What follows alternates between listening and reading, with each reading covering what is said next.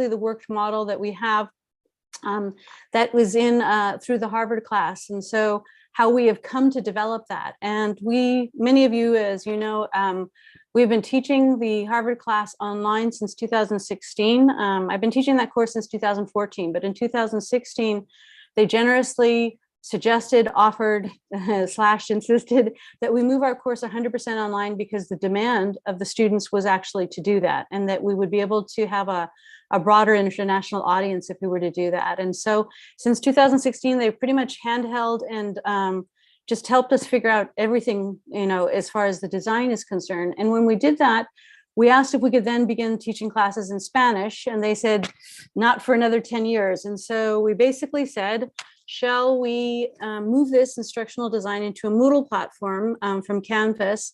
And they said, do whatever you want, because basically, you guys have come up with this design yourself, but they had helped us so much. So I wanted to share a worked model because, as many of you in education know, one of the best and fastest ways to learn is to have a worked model. If somebody says, hey, if it looks something like this, you're going to be okay. If you can see a model of what it's supposed to look like, or what potentially it could look like, then it's much easier to get your head around what you have to do. So I wanted to share a worked model.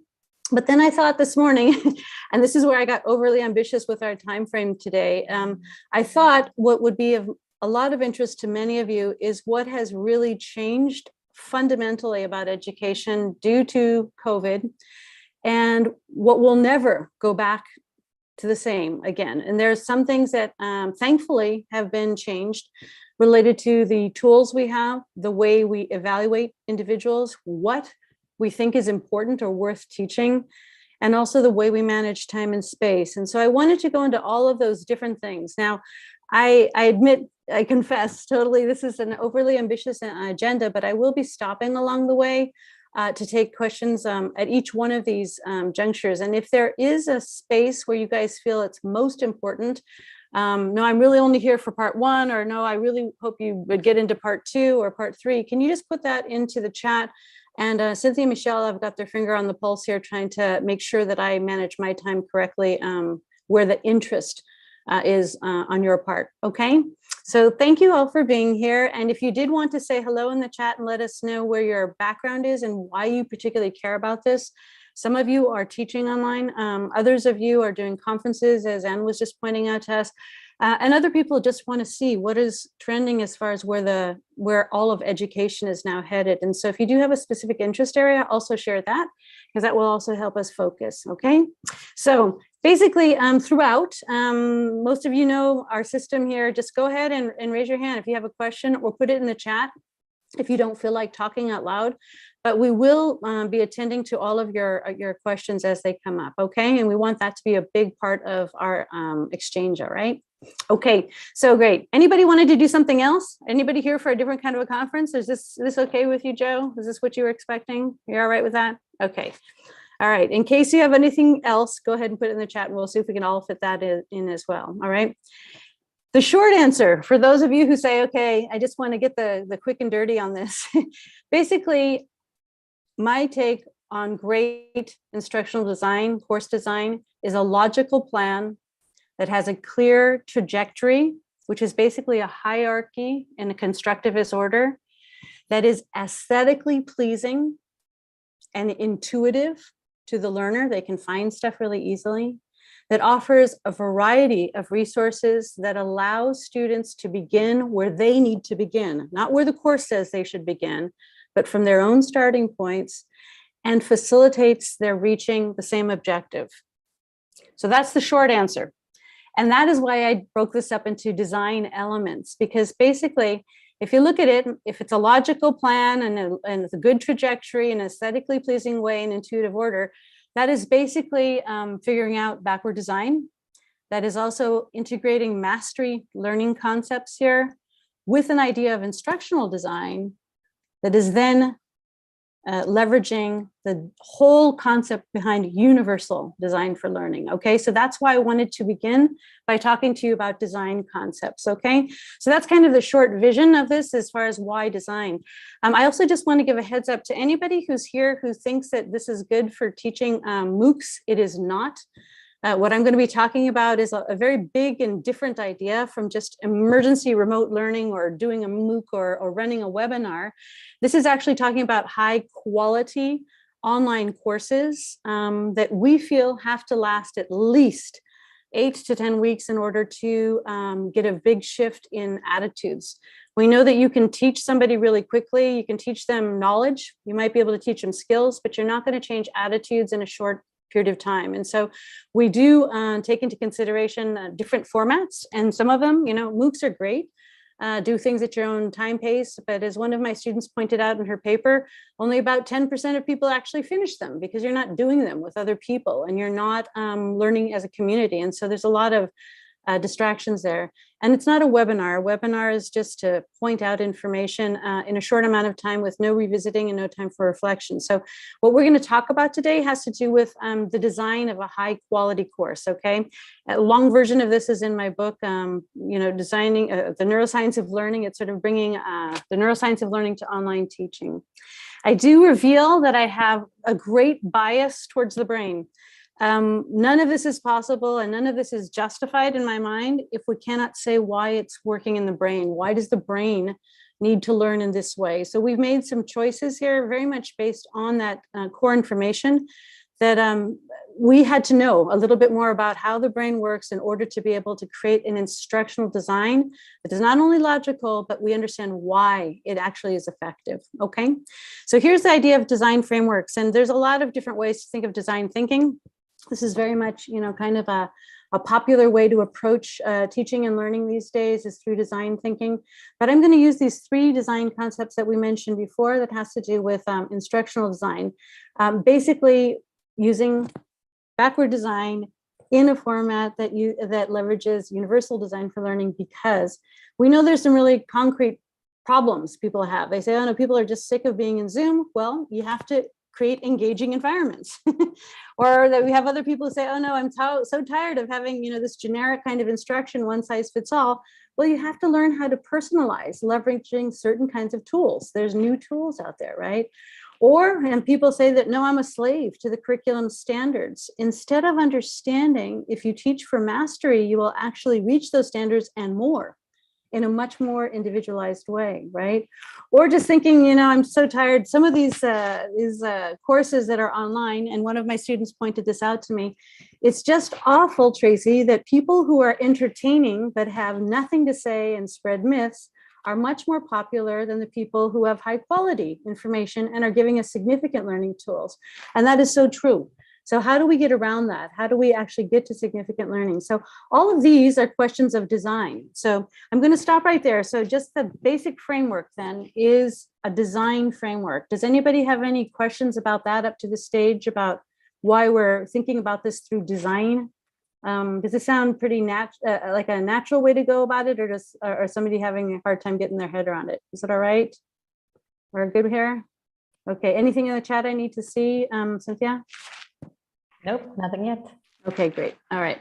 So let's go to the first element of design, and that is understanding by design. And this is a concept pretty much created by a really good friend of mine, Jay McTighe, who is, he and Grant Wiggins stole this concept from business, and basically saying, look at guys, we have to first figure out what is the objective? What do we want at the end of the day?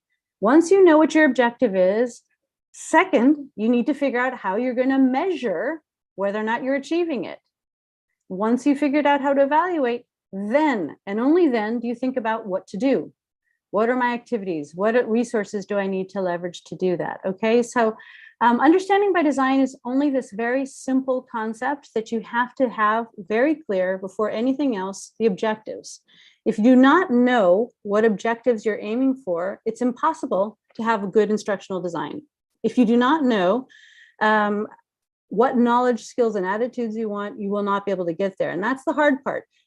To get a clear objective, we insist that people disaggregate that into knowledge, skills, and attitudes. If you think about it, there is nothing you teach and nothing you learn that is not either knowledge, dates, facts, figures, Googleable stuff, right? Things you have to memorize. The structure of the quadratic formula, things like that, knowledge, skills, which is the ability to use the knowledge in meaningful contexts, or attitudes. Valuing things like the idea that, you have a good idea, I have a good idea, but together we can have an even better idea. Valuing teamwork, valuing perseverance, those kinds of things. Values are also a part of the things that we teach. And so the big idea of objectives is that you have to disaggregate your learning objectives into knowledge, skills, and attitudes in order to be able to then design around that. Okay, so I'm going to stop there for a second because this is a huge idea. Sounds very simple, only 3 steps, but it's very hard for a lot of teachers to get their heads around this, because you walk into a class and they're often doing something really interesting as an activity, but you ask them, why are you doing that? And they say, well, they just do the activity and they evaluate the activity. And I said, no, but what's the objective behind the activity? And if you cannot justify why you're doing something, you should really do a double think on that. There's a lot more to deciding how to teach based on what we choose to teach, okay? So knowledge, skills, and attitudes. So once you've got that, this is the key here. Design is shaped by those objectives, depending on your objective. If your objective is simple factual knowledge, then go ahead and do a webinar or a lecture, okay? That's fine. That's a great format if all you want to do is transmit knowledge or information, okay? But if it's conceptual knowledge, to get your head wrapped around, multiple concepts, you have to have some kind of exchange there. There has to be some kind of live exchange. It's not just a matter of watching somebody else's video. You have to have the opportunity to have that give and take in order to own that information eventually, that concept. If it's procedural knowledge, how to learn to do something, then you actually have to have that reflective practice. That usually has to happen asynchronously when somebody is on their own at home trying to rehearse or practice or do homework to get better at something, okay? And if it's a metacognitive knowledge, if you really want people to get deep into their own thinking and to figure out how they are thinking about their thinking, I highly recommend you do something that's flipped, a flipped classroom, which would give you much more time to be in the real classroom setting to get queries clarified, to get clarification, to get the actual application of the information rehearsed in a group setting so that you can get feedback in that sense, okay? So depending on your objective, you can use different formats of online learning, okay? So the key here is to figure out what is your real objective. And if your real objective, for example, in our course, in the Harvard course, it's the neuroscience of learning. It's to help people figure out how they learn better. You could never teach that course as a webinar or as a MOOC. You just could never do that, because so much of what is gained is through the learning community and that exchange that people have with one another, and the opportunity to see the same information in multiple lights, because different people are bringing a different perspective to the information, okay? So based on that, the idea is, if you have a clear objective, and I'm going to make this slightly bigger for a second, if you have a clear objective, then you would be able to decide whether or not that should be met through an asynchronous or synchronous activity. Should we have people rehearse things on their own, or should we do things together as a large group, okay? Then you have to decide, should that be done online or offline? And is this something that we call out and we say, hey, we're going to talk about metacognition today? Or do we simply do activities implicitly reaching the same goal of teaching about metacognition, but not calling it out, right? And then what kind of tools do we use? Do we use digital educational artifacts, or do we use something analog or something that's more traditional? So by breaking it down like that, we're able to come up with better selection of the activities that we do in our class, okay? So I'm going to stop at that first juncture there to talk about understanding by design, how it is that deciding objectives really is the key to great design. Is there anybody that would like to get any clarification, or did I speak too, I know I always speak too fast, but is there any clarification or things that we need to go into a little bit deeper? Cynthia, is there something there? No, people are actually being quiet in the chat. Oh no, that's just terrible. I know. Well, we need you to get active in the chat, or to tell me if there's anything that you'd like to clarify as far as the conceptual knowledge, because if we don't have this foundation set, it's going to be hard to move on. Are we all right with where we're at right now, Jennifer? Are you okay with that? I got a thumbs up. Okay, I'm feeling good. All right. Doing good. Okay. Well, please do jump in and let us know. Thanks, Tanya, for the confirmation. If you do have questions, though, do speak up, okay? Go ahead, Nancy.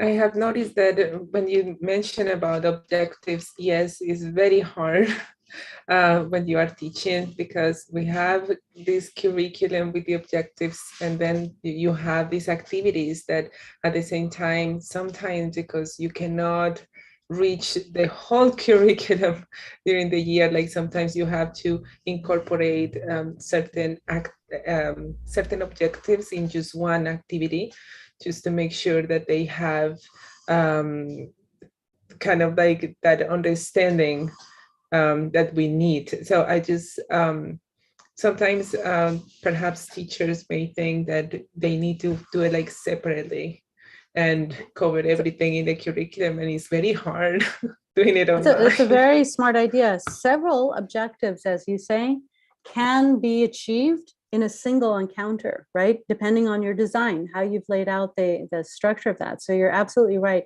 You can have multiple objectives in a single lesson. This also gets to the last point, and I hope you can drag the slide deck into the chat so everybody has a chance to look. If you fast forward, Nancy, to the very end of the slide deck, you'll see something about what is worth teaching. And one of the big lessons that we got out of COVID is that covering the curriculum was pretty much not the thing, not the main goal.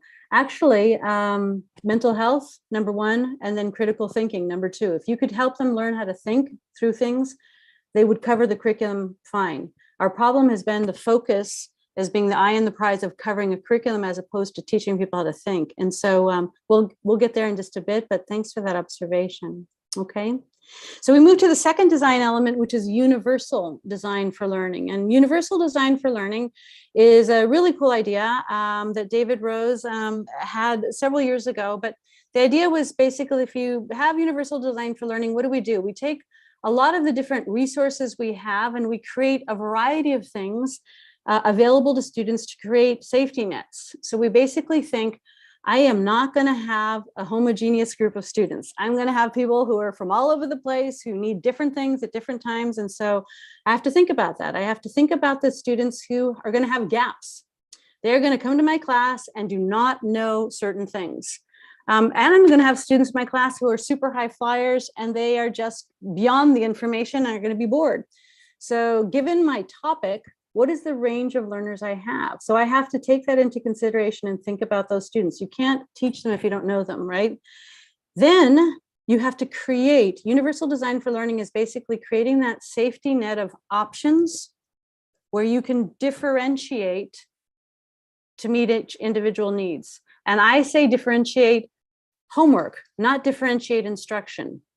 I don't have to change the way I teach. I have to change the resources and the safety nets I provide to my students so they are able to then self-serve. They will have enough range of things here that when I say, go to the bundles and look at least one resource before you come to class next week and let me know what questions you have. If they've done the Khan Academy video and they keep getting stuck on the same kind of questions, they can come and say, here is where my problem is. They are able to self-assess their own needs. And that is a huge, huge skill set to have in education these days. Self-assessment is huge. So the core idea of universal design for learning is to appreciate that we're going to have a variety of learners in the class and to prepare for that, to design safety nets. The concept is really funny. It comes based off of this, the tail end of Todd Rose, not David Rose. Todd Rose wrote a book called The End of Average, basically making fun of education these days that seems to shoot for an average or to be above average is really our goal. When the whole point is that there are very few people who are really average, and that preparing an educational system for average is not really what we're all after. So trying to get beyond that. So how would you work in that? Basically what David Rose and his colleagues have come up with, and I think this is a free downloadable, looking at the research in universal design for learning. It's basically a concept taken from architecture. And in architecture, really interesting idea. Pretty much everybody can go up a ramp. Everybody can do ramps. Most people can do stairs, but everybody can do ramps. So here's the idea of design. Why don't you design ramps? Anybody who can do steps can do ramps, but the people who can do ramps aren't able to do steps. So the core idea of universal design is to create this kind of a global safety net where people will be able to get what they need to thrive. If I were to ask you a big question here, how many times, Peter, do you need to see a new piece of information before you know it? Before you just know, this new concept, or you know this new formula, or you know this new idea, or this historical fact. How much time does it take to know that? Well, basically, the answer in all of education, when anybody ever asks you a question in education, the answer always is, does anybody know the answer? It depends. It depends. Oh, good. Oh, these are my students. I know. It depends, totally. And it depends on their prior knowledge. You can show a new concept to a whole class of people, and there's some people who already know it, so they don't need any practice, right? Some of them, an average, might take about 10 rehearsals of that concept or that piece of knowledge before they get it. But before, if you take the whole class into consideration, Marsano shows that it can take 20, 30, 40, 50 repetitions of an idea before some people really get it. Why? Because they don't have the prior knowledge upon which to scaffold the new learning. They have to first fill in these gaps of prior knowledge, okay? So this is the whole idea behind universal design for learning, accepting that there's going to be people who have less prior knowledge or have gaps in their prerequisite understanding. And have you designed your class where they can fill in those gaps? That is the key idea of universal design for learning, is that you have designed it in such a way that there's a safety net. People cannot fail if they take the initiative. Now, you can do all you can, but it's, obviously the learning is ultimately up to the individual. But have you created the variety of resources necessary so that everybody could fill in their gaps, even if they had a lot of gaps? Will they be able to rehearse enough so that they are able to achieve the same thing? So that's basically universal design for learning, okay? This gets to a very old concept. Whereas Todd Rose's work was starting around the 2000s, Benjamin Bloom back in 1968 already said, you know what, guys, most kids in our classroom, most everyone who decides to take our class can learn. They can definitely do it. And he basically presumed this because it has to do with mastery concepts of learning. If you look at his original paper, what I love about this is that he says there's just 5 ideas about learning. And that has to do with how much rehearsal they've already have, so that it's easy for them to attain the to master the task. If you've got a good teacher, good instruction, okay, the ability to understand the instruction. So does a kid have a language deficit, for example, that might prevent him from understanding? He's a smart guy, but maybe he doesn't know enough English to be able to do this, right? And so does he have the ability to understand what is being asked of him? Can they persevere? And that also has to do with rehearsed practice. How do you get kids to stick with it, or students to persevere and not just give up right away? So that attitudinal shift, right? But basically he said, it's the time. Time is the key to mastery. 90% of the people in our class can get it if we give them enough time, but we do not design education with that in mind. So the next best thing is a design.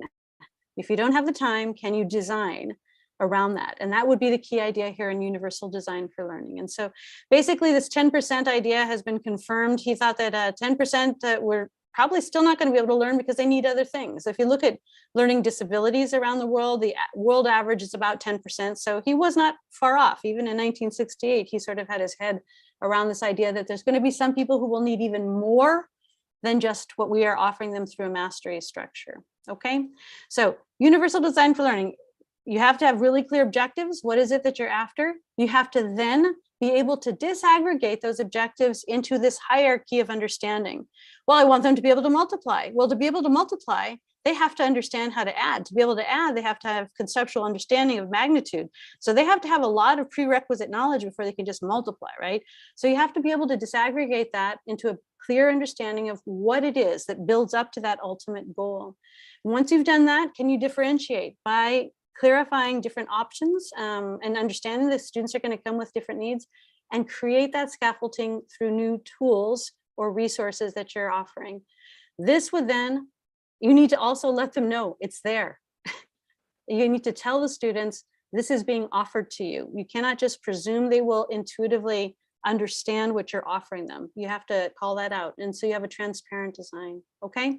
So that's universal design for learning in a nutshell. And I know that this is very, very popular, especially right now in Latin America. So I'm presuming there's questions about universal design for learning. Does anybody have a question they want to ask right now? Tracey, maybe before you move on to the questions about the actual like universal design for learning, Jennifer had a question about objectives, which does match a bit this, because you just mentioned objectives. So I don't know, Jennifer, if you want to ask that out loud. It is a bit of a— yeah, just real quick, how do you kind of facilitate a universal buy-in? If objectives are really important, my question is essentially, is it always the expert or the teacher trying to facilitate buy-in towards that objective, or is it kind of like a mutually collaborative process where teachers also kind of adjust to what they feel like might be important in the eyes of the students? How do you align that objective process? I think that gets totally to the whole point of motivation for learning. And it has to do with, you know, there are a lot, it also depends very much on the age group and the focus, doesn't it? So you have a lot of self-motivated adult learners who are here right now. Nobody's telling them that they have to be here, right? But so I can share objectives. There's almost no debate about it because they had a buy-in based on what they thought they were going to get. Okay, so that's already there. But what do you do? How do you get buy-in with younger kids or with other people who have not chosen what they are about to do? And that it relies heavily on your ability to show the importance of it, which is why what we came out of COVID understanding is that just imposing a kind of random curriculum, which to them literally sounds random. Why do we have to read that particular novel? As opposed to, you know, life is happening. There's so many other things going on. How do you get them motivated for that? So actually co-constructing those goals is really clear. One of our teachers here from Hawaii was reminding me that during COVID, one of the best tools at our disposal was to have a clear objective. Okay, what is it that you want them to do? I want them to be able to understand these different genres of literature, analyze the information, and write a good essay. And I said, okay, is that really tied to those particular novels that you had on your plate or whatever it was? And basically, when they laid out the objectives with the students, they were able to then co-construct. This is what I need you guys to be able to do by the end of the year. How are we going to get there? You know, we have a lot less time. You know, what are the other tools we can use? How else can we get there? So co-construction of understanding, as you're suggesting, Jennifer, is fantastic in that sense. Okay. Sergey, you had a question? Yes. Can you elaborate more on what you mean when you say that instructional design has to be transparent? Transparent to whom? What are the attributes of transparent design? Okay. Can I do that when I talk about instructional design in the next group of slides? Because I think that'll become clear there. Thank you for that question, Mel. Joe, go ahead. I'm just feeding into what you were just saying about this clear objective. I was just going to share a quick little thing. I'm just coming back from my daughter's first grade classroom where I was helping them build these bird seeds, and it included them molding suet, which these kids at, you know, by the time they're in their third grade, they're like, ew, this is disgusting. But then as soon as they understood why we were doing this, why are we doing this is because coming out of the winter months, we want these mama birds to be able to lay healthy eggs in the spring.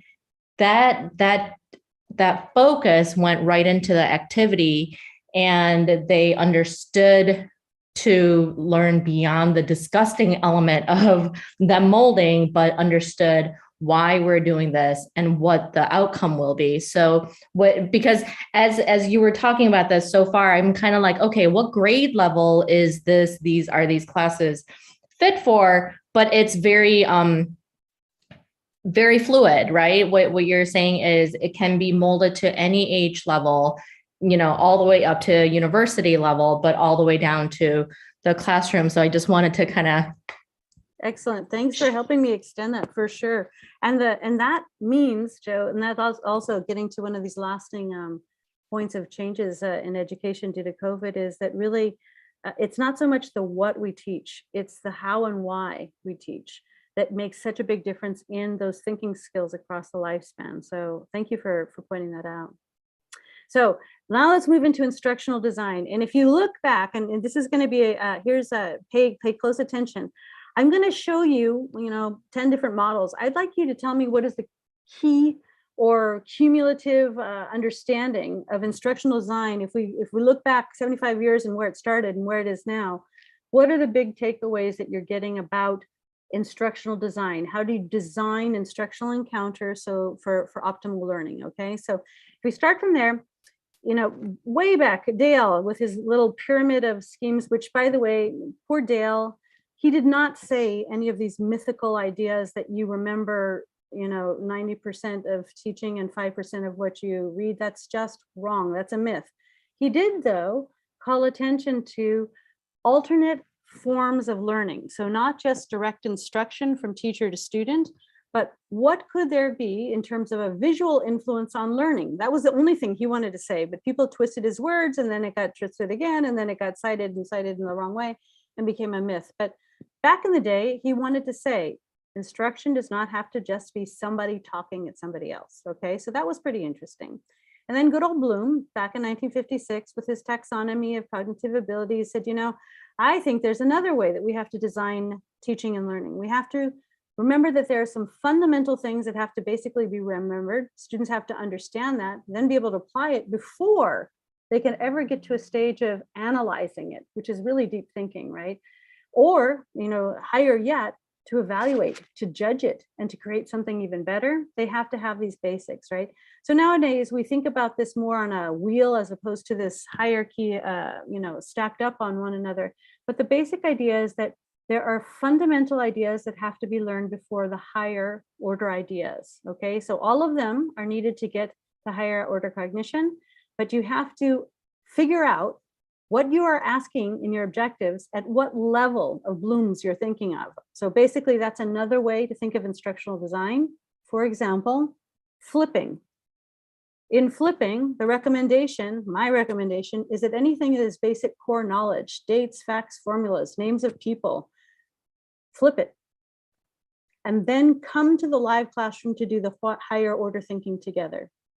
So basically, that's another way to have a filter for choice of how you design classrooms, is to take the lower level types of thinking, the things that are necessary, but they depend on a lot of different repetition for different people. Some people will know a lot about the information and can leapfrog through the flipped video. Other people will need to watch it 10 or 12 times because they don't understand the core concepts. But everybody can then come to class, and then we can analyze and go deeper with the information. So Bloom is another way to think about instructional design. Gagne was another one who really was key in looking at instructional design. And he said there's other conditions. And he's the first one who started to hint at, your brain and your mind have something to do here. You pay attention to certain things over other things. You must rely on prior memories to get that information going. You have had life experiences that will change the way that you will understand the new information. If you don't have guidance, you will never get to higher order thinking. Your brain cannot not learn, but it can never get to higher order cognition without guidance. You need to have good feedback, and you need to be assessed so that you get that kick in the pants to try to do better later. And you have to be able to transfer that information, or there's no proof you really learned anything at all. So Gagne had this other type of perspective on learning. ADDIE was a structure designed for when we started thinking about computers and computer learning. You have to analyze, design, develop, implement, and evaluate. That's the ADDIE model that was attached to computerized kind of thinking back in the 70s.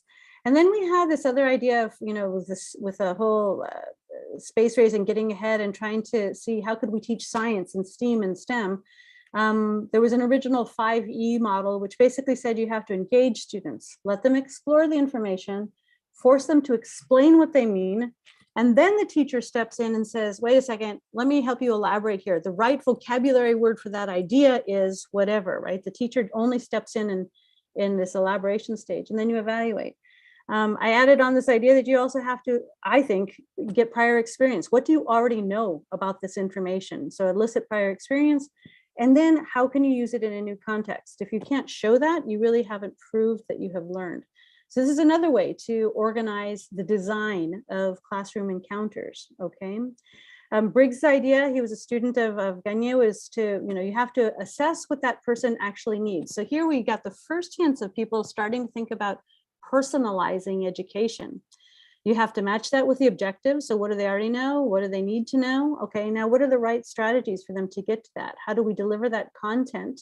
And then how is that assessed? And then they start all over again. Okay, so Briggs was also very keen on this evaluative loop. You have to know what they already know. So this sort of pre-assessment diagnostic before you can actually teach, and then evaluate whether or not what you taught made any difference, right? Have a baseline first.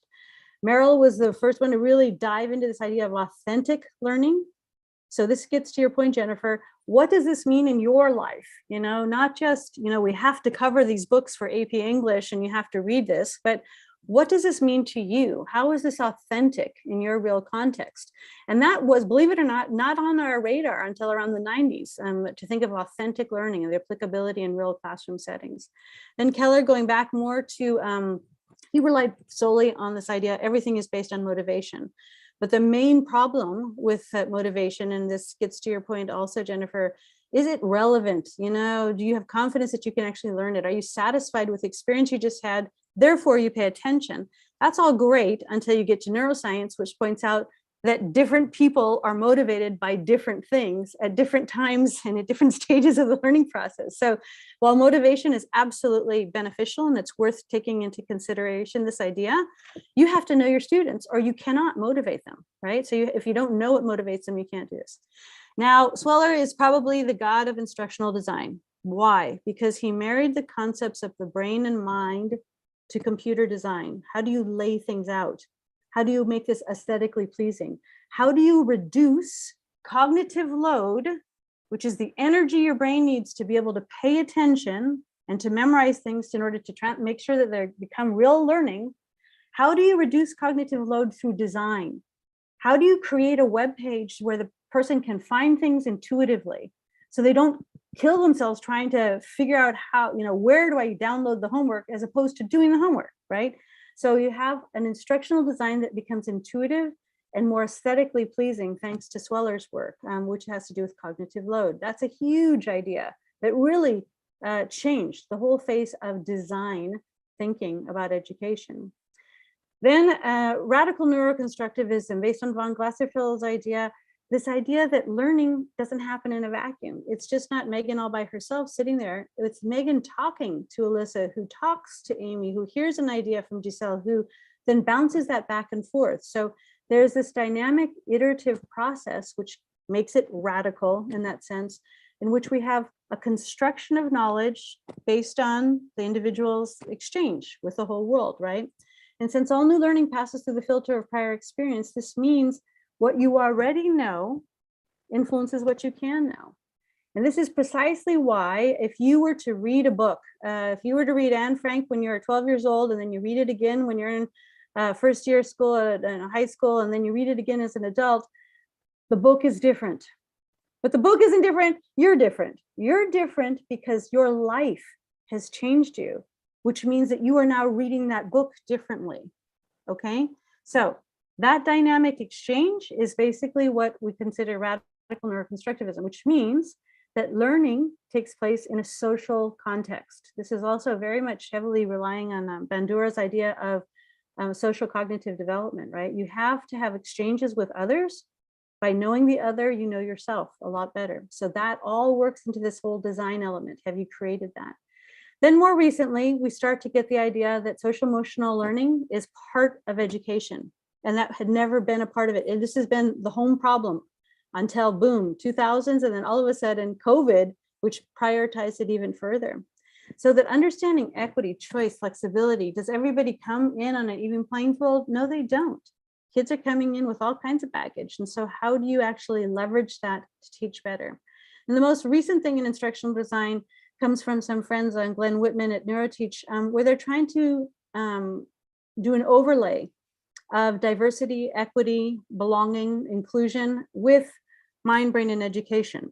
They basically think that if you do not have an integration, and there's a publication of this I can drop in the chat if you're interested in it, if you're not able to take into consideration that social emotional element, cognitive learning is out the window. You can't really get there. So we all know from Mary Helene Mordino Yang's work, you know, there's no cognition without emotion. So how do we now have a buy-in as teachers that our instructional design has to care for that. It's just not a matter of content. It's relationships, it's feedback, it's building community, which end up having a bigger weight than just transmitting content. Okay, so those are the basic ideas of instructional design. So there's a lot of different summary titles, things that you can look at if you're interested in that, or you can just read my book, which has all of those ideas in there already. I'm very happy if you can pull some other ideas about instructional design from that. But what do the collective models say? And I think, Sergey, this will get to your main question then, about what do we mean by making this transparent? How do you make instructional design, the expectations of my design, clear to the students? And so if you look at all of the models together, if you look at all of these instructional models together, you'll see that it has clear objectives, that documents the learning before and after, that the evaluation criteria is shared and transparent, that there are a variety and a balance of synchronous and asynchronous activities that are purposefully selected depending on the objectives, right? That they leverage prior knowledge of the individual, and that students can consider them authentic. This is something that means something to myself, okay, to me, myself, and I, right?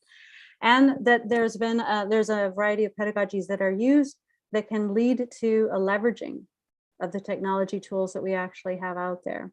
So that's kind of the summary idea, but I'll break it down into 10 steps that are suggested, or 10 criteria that are on the Association for Educational Communications and Technology. Their standards. They basically say, here's 10 key standards to good instructional design. The first is that the objective is purposeful and clear. It's visible.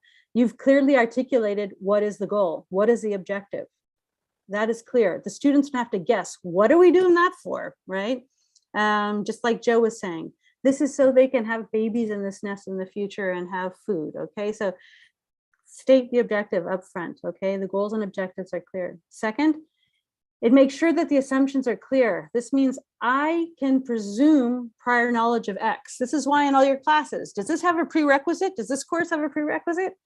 No? Okay, then I expect nothing of you. Oh, it does have a prerequisite? Oh, you should have really done some more, academic writing before you get to this class or whatever. If we'd called these things out, different people would or would not join the class, right? So the assumptions are made clear about what we think about your prior knowledge and to be able to learn better, okay? The sequence, this generally has to do with how you lay out your syllabus. Is it clear to the individual? Do they know what's coming next? Is it clear what order things happen in on a weekly basis throughout the semester? Also, how it fits into any certificate programs or any larger structure, a degree program. That the activities are clear, that they have passive activities and active activities. They have synchronous activities as well as asynchronous activities, not just all the same thing, okay? And that they have a range of resources. This is why in bundles, when we work with K-12, we have them develop bundles that are not only readings and videos and podcasts, but also gamification and apps and other things that can create bundle opportunities for choice so that people have a variety of different resources that are available to them, okay? Oops. That there is a clear application of the information. They can use it's usable knowledge. The opportunities for use are actually clear and authentic to the individual.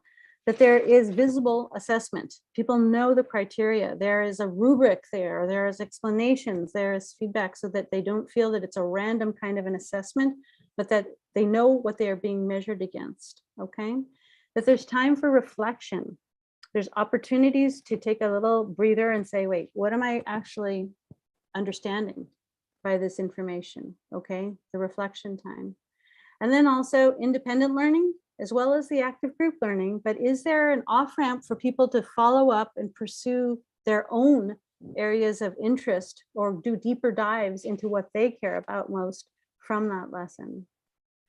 And then finally, oops, has the evaluation criteria been laid out in multiple ways? A single evaluation tool. One of the things that has definitely gone since COVID is a single standardized test determines whether or not you're smart or not. Wrong. It's always been wrong, but it's extra wrong now because it's very, very clear that that is not, using one kind of a tool is not the way to measure human worth okay? Human understanding or knowledge, okay? So based on all of those things, the ideas are that the standards, there are standards for instructional design. There's lots of different ways of laying this out there, but part of the idea is to make that visible. Cynthia made this graphic for our class showing how in our class, we do things before class, there's things after class, and there's things during class. There's things that you do on your own. There's things you do in small groups. There's things you do in large groups.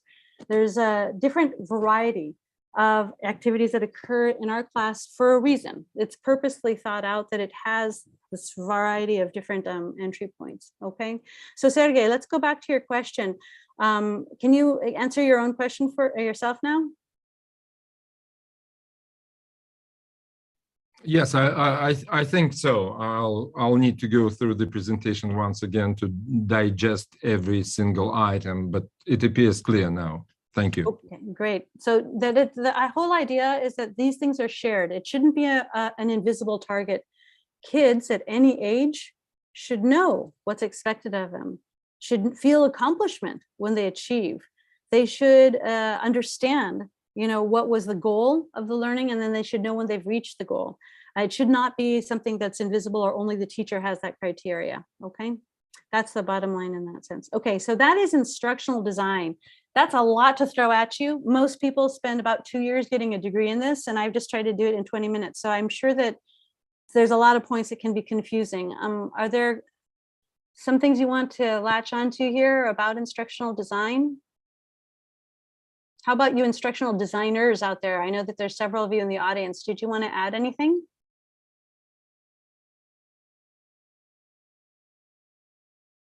I cannot be that clear, you guys. I'm sure there's questions. Amy, anything you want to add to this? Not yet. Okay, anything in the chat, Cynthia? So, yeah, but Nancy raised her hand. So maybe Nancy first, and then I can say. Okay, go ahead, Nancy.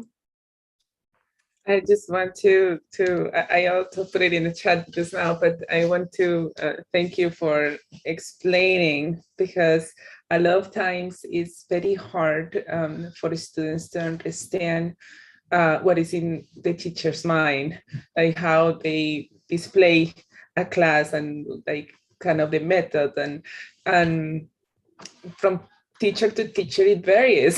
So I think that like it's a very challenging time for the students, especially to identify the objectives, identify why they are doing the things that they are doing, and displaying it in this way is much easier to understand it. So thank you.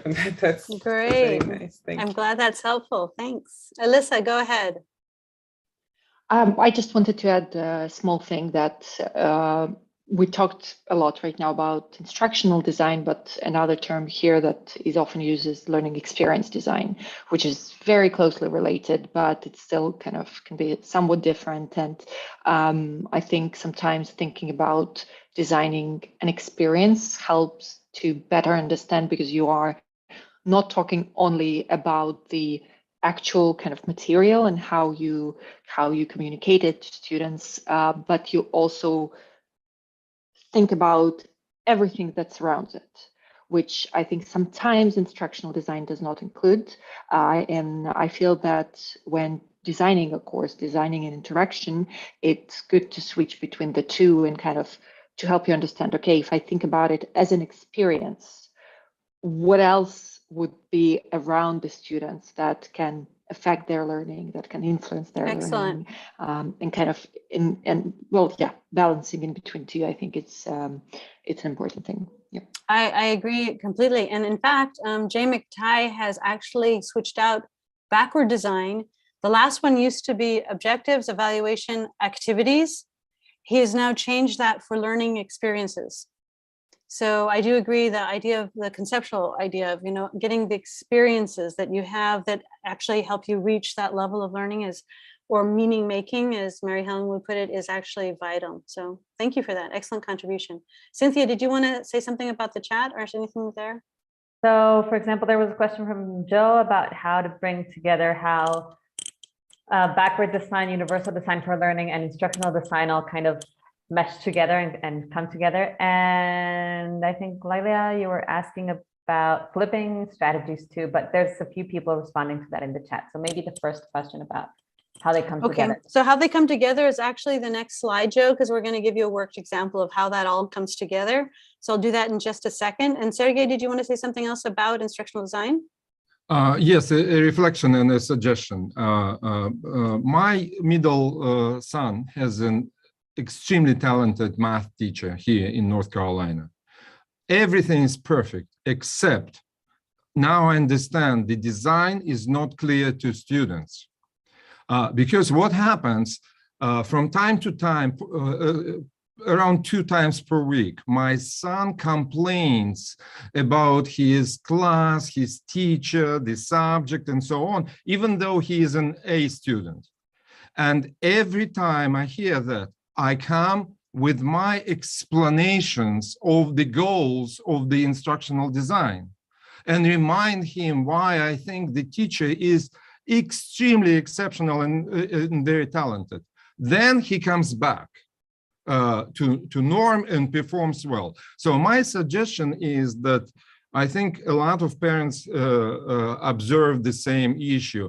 I think the idea of transparent design to students has to be purposefully taught to teachers. They have to have a specific instruction on what makes instructional design transparent to their students. Excellent. And that answers your own question, right? What does it mean to make things transparent? And that is, there are usually excellent intents. There is clear expectations that are expressed by a teacher, but none of that matters. What matters is the student perception. Believe it or not, it does not matter what the teacher meant to do. It matters what the student perceives was done. And that is why calling certain things out more explicitly is important. This is why part of some instructional design elements are to say, they basically say, make the implicit explicit. But they should all know that they have to turn it in on whatever. Nope. Make it explicit. Don't presume knowledge, because that does take away, that pulls the rug right out from underneath your understand. You think that everybody understands the same objective because you presume, well, it was said at one point or whatever. Well, maybe they missed that. So calling it out again is really important. Okay. Cynthia, was there anything else that I need to look at right now? Because I need to move on to the example, because I want to get to Joe's question about the worked model. So Joe, there is a longer video if you'd like to watch 49 minutes of how we created Psychology 1609 and all of the steps, the 12 steps, one by one. But we actually teach a course in Connections on how to do each of those steps one by one. And it's a very successful process. But I just want to go through some of those highlights right now so that you have it in mind. And you can just link to the YouTube video right here if you wanted to watch this in more detail and more calmly, because I'm only going to hit some highlights here, okay? How did we actually lay out this class, taking into consideration backward design, as well as universal design for learning and instructional design? What we basically did is we thought our class is 100% online, right? You guys know that. It's done in Canvas and in Zoom. It's flipped. We meet synchronously. All of these elements to have discussion boards, quizzes, reflection papers, and a semester project were very, very well thought out, right? We have students 11, 12 different countries. Basically, we have this semester 22 different countries, which is kind of awesome and wonderful because it adds so much to our class to have different perspectives, right? There's normally 1 instructor, 2 teaching fellows. This year we have 3 because we have a bigger class. And we've been teaching it since 2014, but perfecting it since 2016 in 100% online context. And we love showing off this course because the feedback is always positive about the design. They tell us that this assessment structure worked. There's 100 things, but none of them will kill you. There's low stakes testing all the time. The design format allows for any individual to be successful, even all the way through. So long as you're learning, you're actually getting better. The flipping is something that they also love a lot. They're not used to getting flipped classrooms, and to have bundles with differentiated choice materials that students get to choose their homework is a very different structure, okay? The ability that you have to resubmit anything that you want. If you're not happy with your grade, you can resubmit it and get regraded. the fact that people can learn from their mistakes is something that doesn't happen a lot. We'll talk a lot about that at the end when we talk about some things that have changed in education as far as time is concerned. But also the creation of the community, the learning community that we have, just because people have the chance to hear perspectives from people from so many different countries. It can blow your mind because you thought, well, everybody thinks like where I came from, and then all of a sudden you see something very, very different. And that is the future of education. International classrooms is the future of education, I feel. So that just changes everything on perspective taking, okay? So we have lots of these. I'm not gonna show you all of them because there's tons of things I love to we get the nice strokes at the end, but I'm gonna explain 12 steps that we use to design this course. And they have to do with everything we just talked about. First, backward design is to decide the course objectives. What are the objectives of this class? And we basically lay that out in the syllabus, and we tell you, you know, at the end of class, you should be able to do X, Y, and Z. There are 5 or 6 main goals of our course that are laid out in the syllabus. So once that's clear, then we have to decide what kind of topics will help us reach those objectives. And so we basically go from there and we work backwards. We have 15 weeks to work within. What are the topics going to be? Well, we know where to place certain things and other things, and what has to be prerequisite knowledge for other things. And we try to time it in a way that each of these different units will build off of another. And once we've done that, then we have to decide the weekly objectives. Once we have those unit objectives, we decide, well, what is the objective for each one of those? So for the week 12 on the mind-body connection, we have to decide what are the sub-objectives of that particular week that feed into the larger objectives. What are the knowledge, skills, and attitudes at that level, okay? Then from there, we're able to build out the bundles that are necessary and to create the pre-class slides. Once we have the pre-class slide deck, we can make the pre-class video. Once we've made the pre-class video, then we can make the quiz, because the quiz is based off of the pre-class video. Once we've done that, we can decide what the right discussion board prompt would be to get people thinking about that before they come to the live class. Once they've done all of that, then we have them look at the discussion board replies, and we have them then give feedback in that sense. So we have the whole loop here where the students begin to talk to each other, not just us. And they use the bundles, those resources, to be able to rely on that for their information. Then we have to create the live class slide deck, which is based off of your discussion boards. Based on what the students created in their discussion boards, we then create a new slide deck that highlights certain points that we want to make sure are emphasized, and we clarify any errors we saw coming up in the discussion board about the topic, okay? Then we come to the live class. And when we come to the live class, what many of you probably have realized is that classroom management is very different online than it is in face-to-face. Normally online, Megan walks right up to that kid, puts the hand on the shoulder and says, so, and gets their attention, right? Well, you can't put your hand on anybody's shoulder in an online environment, right? So how do you do these things? So basically, here are some examples. Some of the things we do is we're always in the classroom slightly earlier. We greet them. We try to greet people. We try to use their names, and we try to get them to land from their outside world to being in the inside class with us, so that maybe we can use some of the information they share with us to bridge into where they're coming from with the information, okay? So we take advantage of those shorter conversations before class to try to integrate that into the live class with what's going on in the real class. Then when this class starts, we say, we're gonna be recording, okay, just so you know that. And we also try to thank people. It's hard to come to these things. It's a big dip in your life, and you're adults, you can decide what you do with your day, but you decided to be with us, which means we feel very special, and thank you for doing that. Where possible, we try to call on people by their names. We also try to get exchanges going straight away, at least, and encourage the chat, which is not happening in this group. I don't know why. What's going on, you guys? But we love it when you chat. Now, some of you guys have been conditioned, some of you who are outside of my class, don't use the chat because it's a distraction. Well, we try to use it to give immediate clarifications, because your brain needs attention and memory to learn. You cannot pay attention if your mind is divided. I have a question about something and it's not been answered. You cannot pay attention. So we use the chat to get immediate feedback, okay? So we encourage this back channel of information or deeper knowledge or sharing. Some people don't feel comfortable talking out loud, but they're happy on the chat, okay? If you don't have an assistant or TA, you can ask one of the students. This is an incredible skill to be able to synthesize what goes on in the chat and pay attention to what's going on in the rest of the class. It's a great skill set to have. So maybe you can get students to do that, right?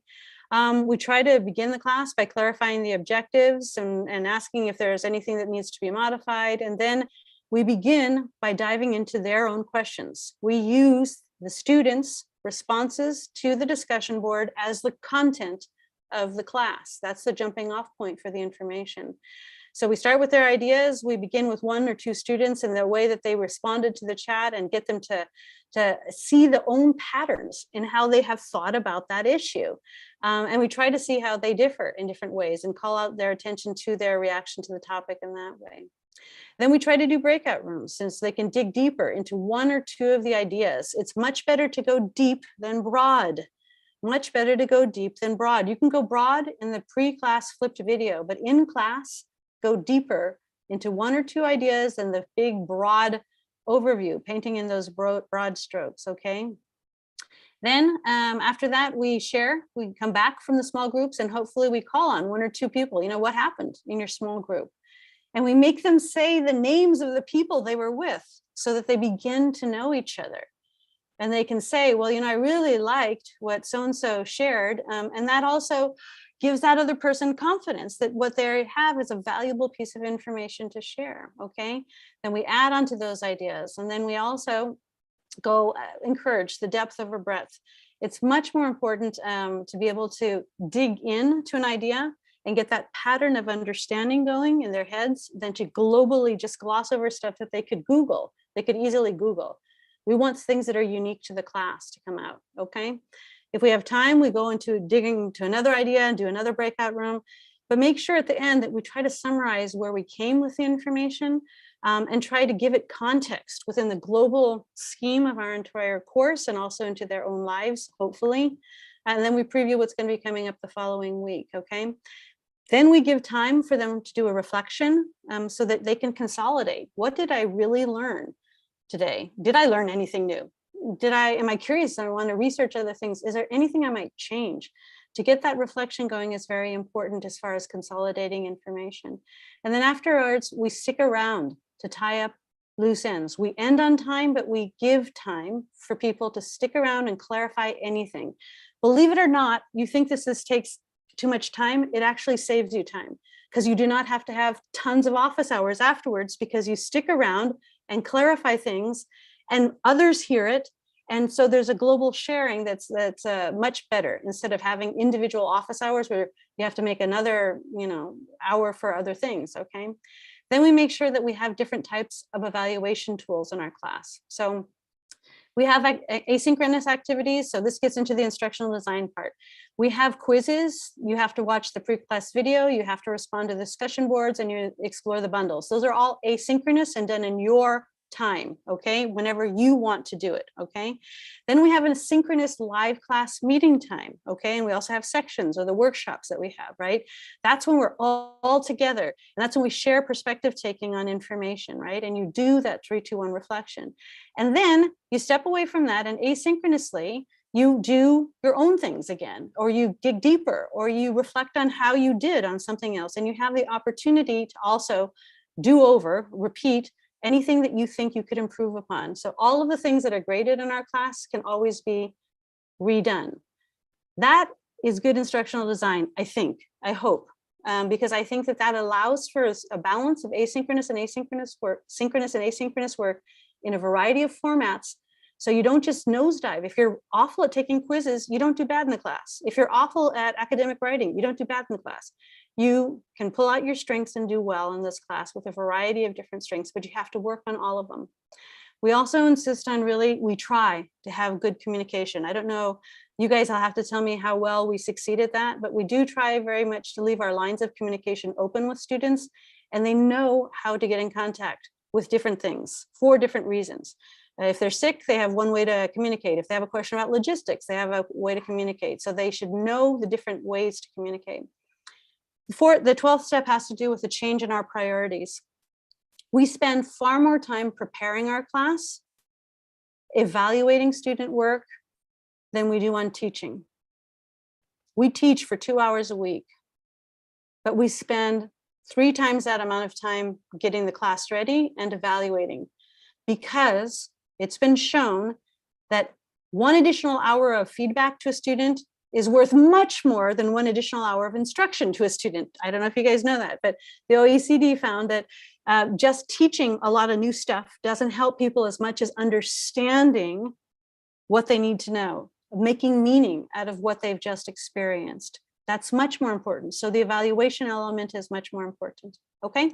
So this means that this has changed priorities in time. We have a lot more time. Teachers, and the teachers in Hawaii know this, they are working 12 months a year now. It is not like you have this, oh, I work a 9-month job because I'm a teacher. No, you spend a lot more time preparing.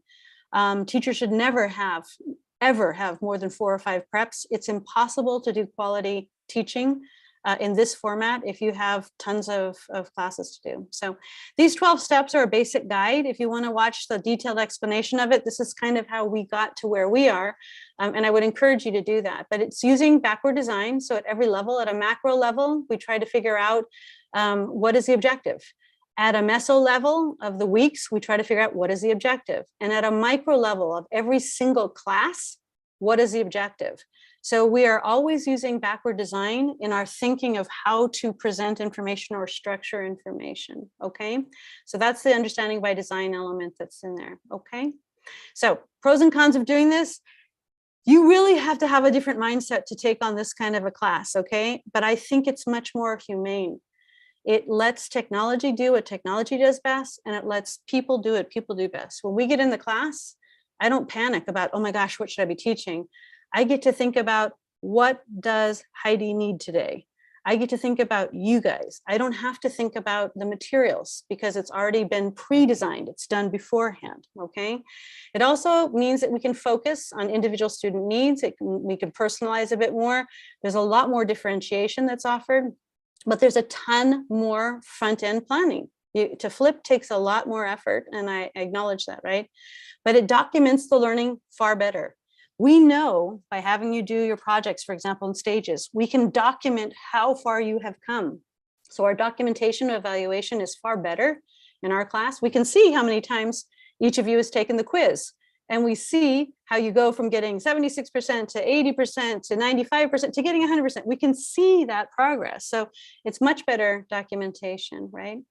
And we use a lot more resources. We try to have bundles instead of a textbook. So that is our design, and that is the way our course is structured. And I would invite you to look at the longer video. And for those of you who are living it right now, I hope you now see some logic in the way that we are trying to set this thing up. Does anybody have any questions about that before we talk about these long-lasting changes in education as the last element? Anything? Isn't it funny how our group can't stop talking, Cynthia, when they're just together, but now there's a couple of people they don't know, and so they're not going to talk as much? I think that's kind of funny. That just tells you how building a community of trust is very important. Go ahead, Anne. Okay, so I do wonder, this totally makes sense. I love it, love it, love it. But how do you keep the wheels turning forward? You know, like, how do you keep things from getting bogged down in review and backfilling and those, you know, like when you say, hey, remember when we talked about this? And they go, nope, we don't remember that at all. So you have to review that concept before you can move forward. And, you know, the timeline keeps getting pushed out till finally you're like a whole year and you've only covered maybe a fourth of the content. No. This is the key. But my, you know. So this is the idea of the universal design. So let's go back to the universal design, okay? The design of your class should be such that you can pinpoint when somebody has missing prerequisite knowledge and needs to fill in their gaps. You allow the students to differentiate for their homework, depending on their age and their needs. You can let them select you guys are all adults, so I say choose what you want to pick from the bundle. You guys choose what you think you need. But believe it or not, everybody looks at more than 1, 2, or 3 things because they're trying to find the right thing. So I know they're doing more homework than any assigned chapter, right? But for younger kids, you have 3 options with the bundles, right? If you've created the safety net of options of resources, and you see that one kid really needs to shore up some prerequisite knowledge before we move on to this other concept, you can either tell him, I can go ahead and choose your own homework. I wouldn't do that. That's one option. The other option, though, is to tell him, okay, so for you, Johnny, I want you to begin here. I want you to look at this particular Khan Academy video. And if you can get 10 of the questions right, go to the second one. If you can get 10 of them right, go to the third one. And if you can do all that, great. Then I want you to do this next thing. So you can prescribe the homework, but because you've got those options already laid out in your bundles, you are directing him to do the work. It's not that you have to wait for him. The whole class has to wait for him. It's that he knows. You need to tell him, though, you know what? We can't get to subtraction unless you're really sure about addition. And that's a really hard thing to do. And it's, a very important skill to have in life. Okay, so in order to make sure you know addition, I want you to either do this gamification, play this game. I want you to either watch this other video or do this exercise or whatever it is. You can prescribe what you know he needs. But the beauty of this design is because you've thought about this hierarchy of understanding that has to occur for everybody to reach those objectives and try to offer the resources that would help fill in those gaps. Now you are able to simply dedicate it to you. You are spending a lot more time being a doctor, diagnosing what he needs and getting him what he needs than generically saying you don't have what it takes to move on. Now you can diagnose better and treat better because you have a more refined, focus on what they need. Does that make sense? It's a lot of pre-planning, but it definitely is worth it because in the end, what you're doing then is you're actually using the tools that you've set up. Okay, go ahead, Nancy. I just wondered about your idea about multitasking. In a way, I got a little bit confused when concentrating the, for example, presentation and in the chat that you mentioned that it was very good to have that skill in a way. But at the same time, I was thinking about the fact about multitasking and focus, because for our students, most of the time, it's nice to have the chat for those who do not like to participate actively, like speaking, but at the same time, they just the people that speaks do not want to miss anything in the chat, and vice versa. It's kind of hard to, I don't know, maybe some people can do that, but I understand that some students have that. And I love the fact that we have the recording because you can go back. That's amazing. But if you don't have that in your institution or in your... You do have that. Zoom has that. Everybody can have that. That's the whole idea, is that the whole format, we're going to get to that right now. We're going to talk about what has changed in education forever, but precisely what you're getting at, offering these different ways of taking in the information and interacting with the information. You can either be on the chat, or you can be present with a group, or you can contribute by talking, or you can write, or you can do nothing, right? All of those create a greater potential that people will be participating. However, you need to have that safety net of also having this is recorded. As I mentioned to you before, about 50% of our students re-watch the entire class after it's been done, either because they missed something in the chat or they wanted to see another point again, and that's fine because they have the opportunity to do that because the materials allow for that. So creating that space where they can go deeper in that way is great. I do agree, you're right. Your brain can only do one heavy cognitive load task at a time, which is why instructional design is so important. Having these variety of entry points does not mean you have to use all of them. It serves as a protective factor for people who need one or the other, but it can be overwhelming to be a negative thing, a risk factor for somebody who's trying to pay attention to everything. Just ignore it. This is what we tell you. Don't use everything. Use what serves you. But again, your brain adapts to what it does most. So believe it or not, by the time you end one class with me, you'll be able to do both in chat and but you have to get used to it. It's not something that's intuitive to be able to do that, right? And you even see oftentimes the TAs, I'll ask them something and they'll say, wait, I was responding to something on the chat. I wasn't paying attention to that. Your brain can't do that, and we accept that. But what we do want is to create the communication lines in the event you need it. Your brain cannot learn if it doesn't pay attention, and you cannot pay attention if your mind is thinking, wait, what did she just say? And if you can't get clarification, you can't let it go. You stay stuck in that space. And so you need to get clarification almost immediately, which is why the chat is beneficial in that sense. So you're right, there's pros and cons to it. I agree with that. Let's look at some of the things that are changing in education forever that basically will impact all of us in education. Before you go on, oh yes, sure. There was a question from Jennifer about learning skills and things like that about students in online learning. Jennifer, I don't know if you want to ask a question. Go ahead. Sure, thank you. Yeah, just real quick, does online learning cater more towards students that are able to be kind of more self-accountable without a teacher looking over them, as well as being able to just kind of cultivate their own learning environment? And is that a skill set that can be taught? So does it cater more towards those types of individuals, if that's a thing? And can it be taught to kind of elevate those students that don't need to have so much accountability with a physical classroom? Before COVID, we thought we knew what online learners were. They were people who were older, independent, self-motivated, You have this kind of a boxed in version of what you thought an online learner was, or a successful online learner. And that just went out the window with COVID, because we found, for example, about a third of the people who self-report as saying, I'm a total introvert, absolutely thrived and loved being in the online environment. Nobody had ever studied them before. Nobody ever bothered to take these people into consideration, because they were looking at these kind of superficial traits that they thought, this is how you are successful when and there's a lot of research on that.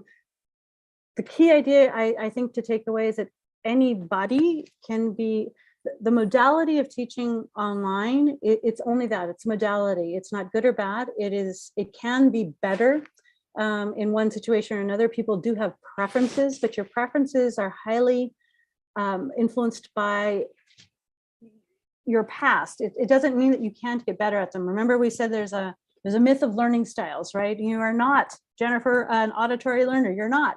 It's just that maybe if you were told you were that when you were little, you spend a long time rehearsing that and getting better at that.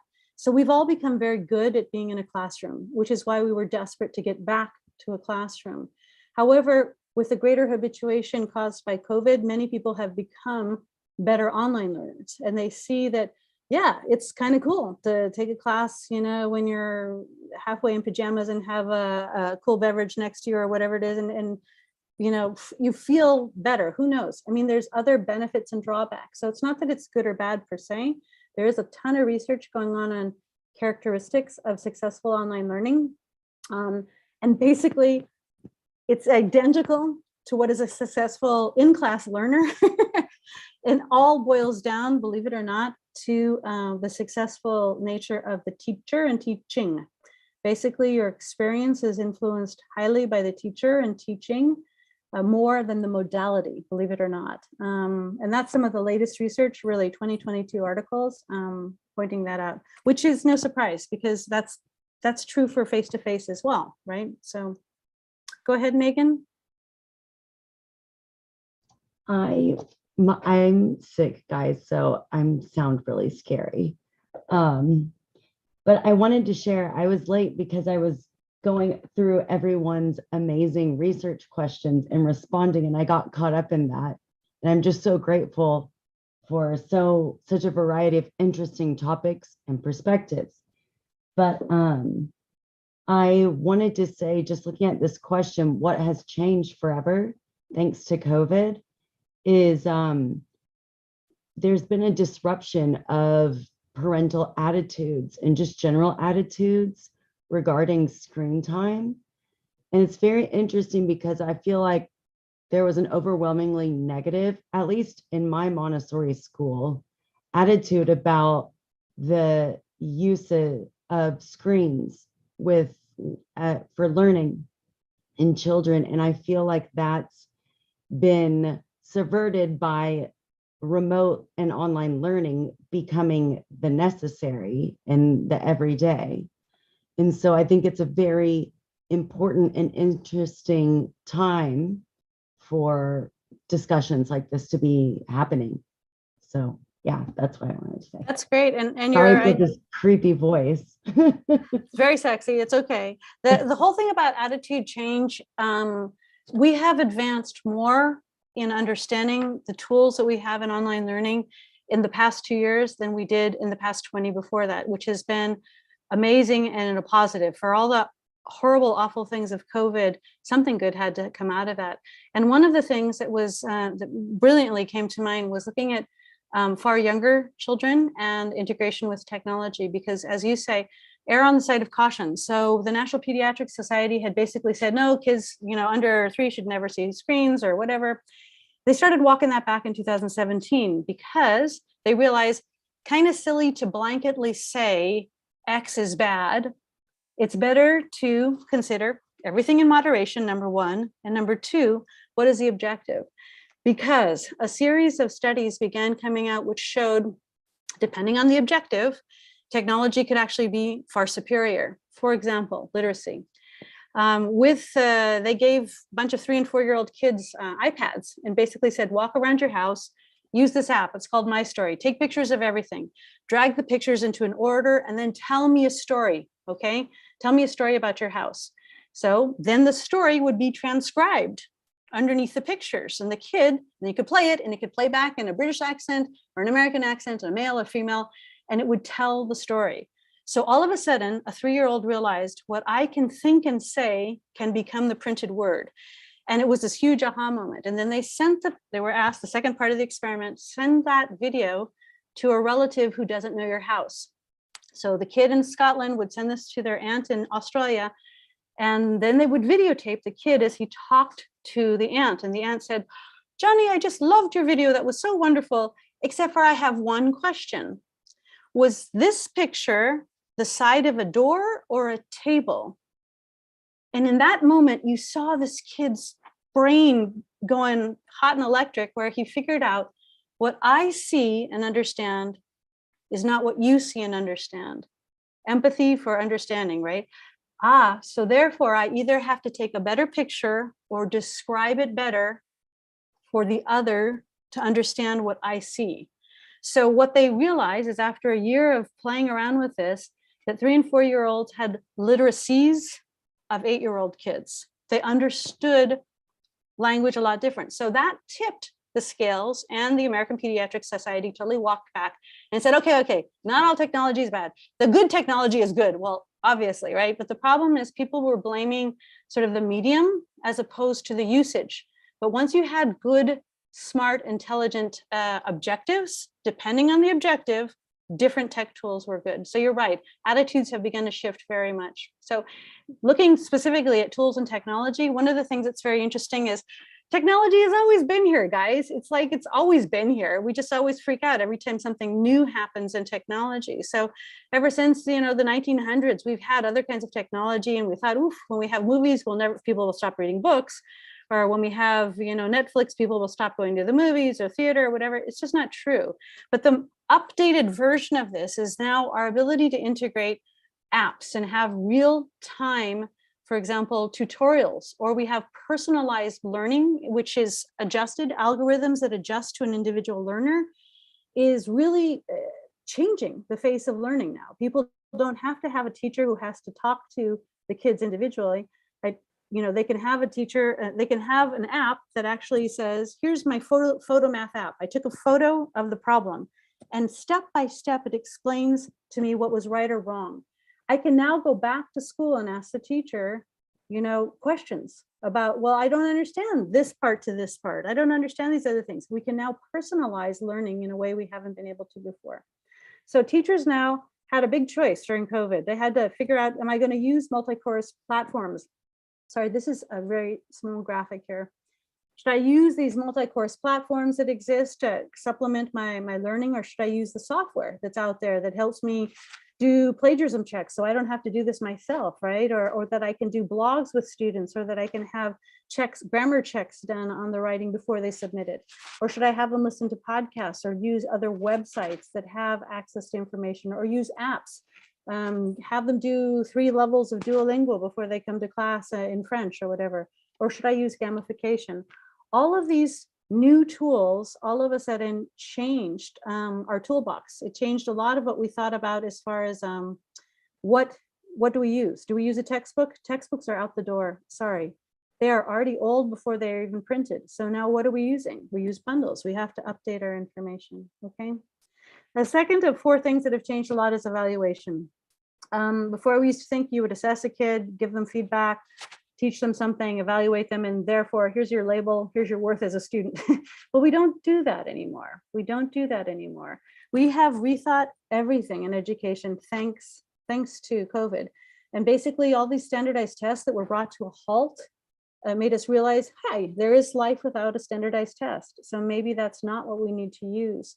The United States kids are some of the most tested in the world. They take an average of 112 tests between kindergarten and 12th grade. That's absolutely crazy, right? The main problem is when we think about the objectives, your tools have to align with your objectives.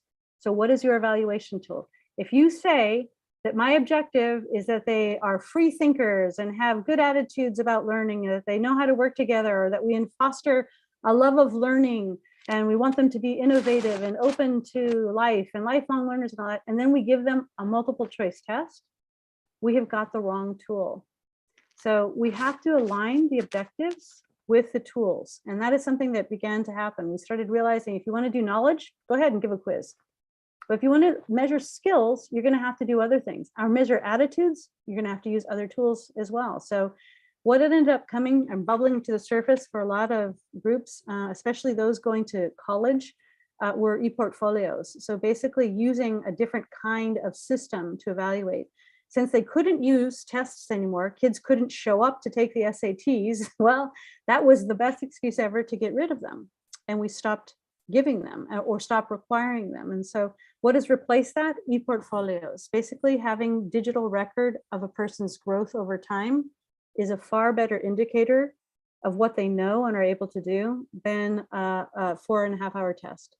And everybody agreed on that. And so they've sort of now moved, people are now moving into this idea of looking at e-portfolios and 3D transcripts as a new way of looking at education. Okay, so if our idea is to just rank or judge kids, go ahead and use the standardized test, that's fine. But if your objective is, to do a different kind of education system that values other kinds of things, we need other kinds of tools, okay? So lots of different ideas here, feed forward, and I'm just gonna end on that note just because of assessment ideas. And I'm gonna share the last 2 things that have to do with curriculum. What is really worth teaching? And for those of you who had to teach through COVID, you know that the curriculum in some cases got tossed. How could you possibly fit in a whole curriculum when you lost 6, 7, 8, 12 weeks of school? So we rethought that. And what were the priorities? Most people came to the idea that we needed to try to think about the big questions again. Why are we educating them? What is school good for? Why do we do this, right?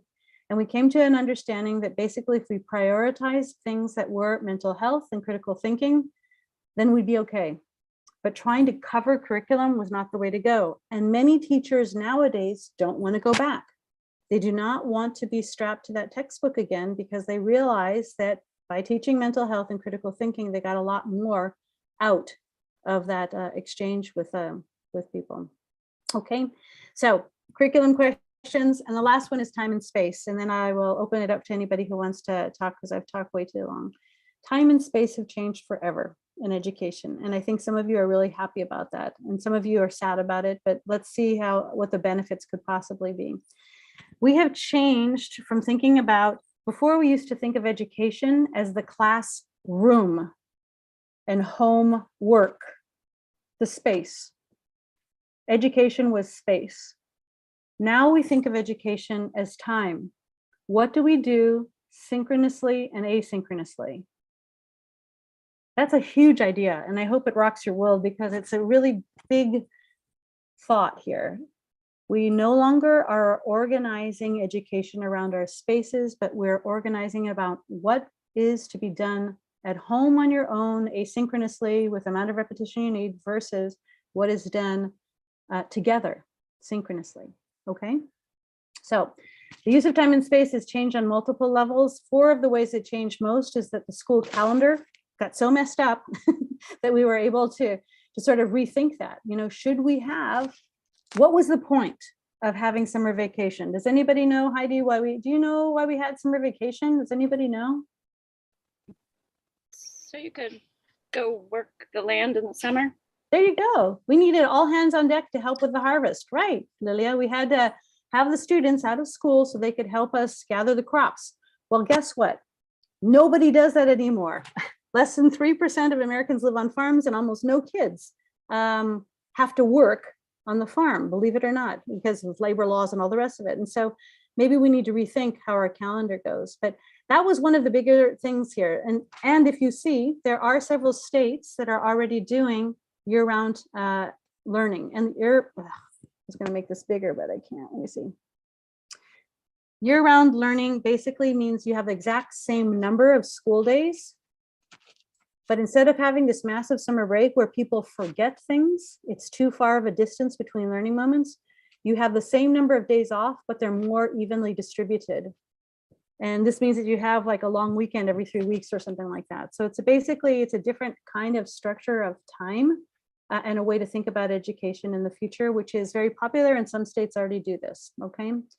A second way that learning has changed is by thinking about synchronous versus asynchronous activities. And there's different things you do synchronously and different things that you do asynchronously. They have different benefits and different limitations, but basically what we do together should be to understand the knowledge of the group, right?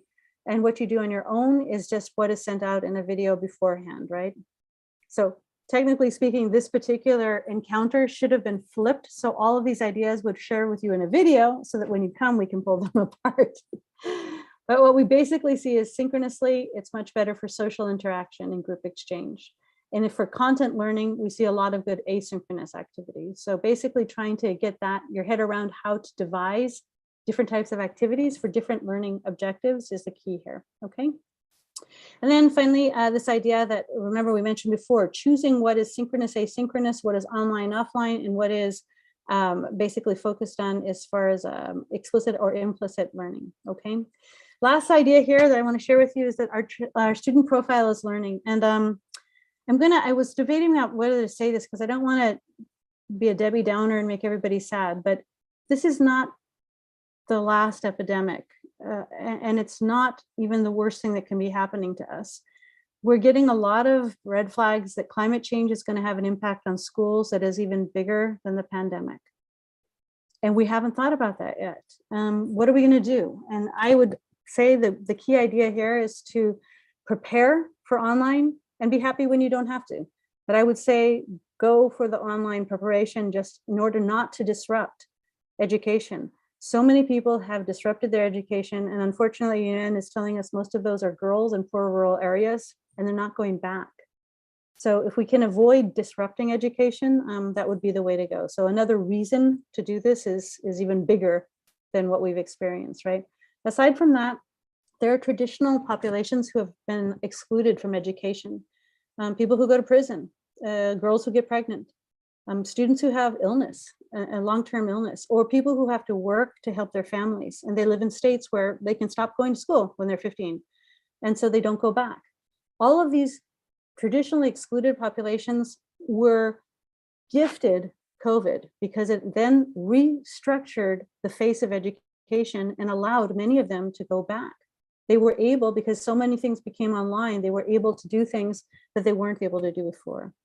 We also know that there's a lot of non-traditional learners. The average age at the Harvard Extension School is 32 years old, and we get older and older students, and that's normal, okay? And it's becoming a necessity, as many will show you, and some of your student papers are showing. Retraining and upskilling will be a part of normal life forever. The world is changing so fast that getting a single degree in one area is not enough. You're going to have to be able to go back and get a micro certificate and something to be able to be relevant. And that's going to happen mainly in online context. So think about, changing it for nothing else for that. Finally, the potential of the global schoolhouse, of this new reality of having a group of people from so many different perspectives is absolutely brilliant. Traditional education, at least in the United States, meant you went to school in the same neighborhood you grew up in, and you thought like the same people who were in your neighborhood, and everybody just has the same, echo chamber of reality. Whereas now you can be in a classroom with people from all over the world, and that rocks your world as far as perspective taking is concerned, and it changes. This also means that the best teachers can teach anywhere in the world. They do not have to pick up and leave and move places. They can now be online. So there's a lot of reasons to do this. So I hope you guys will definitely think of doing that.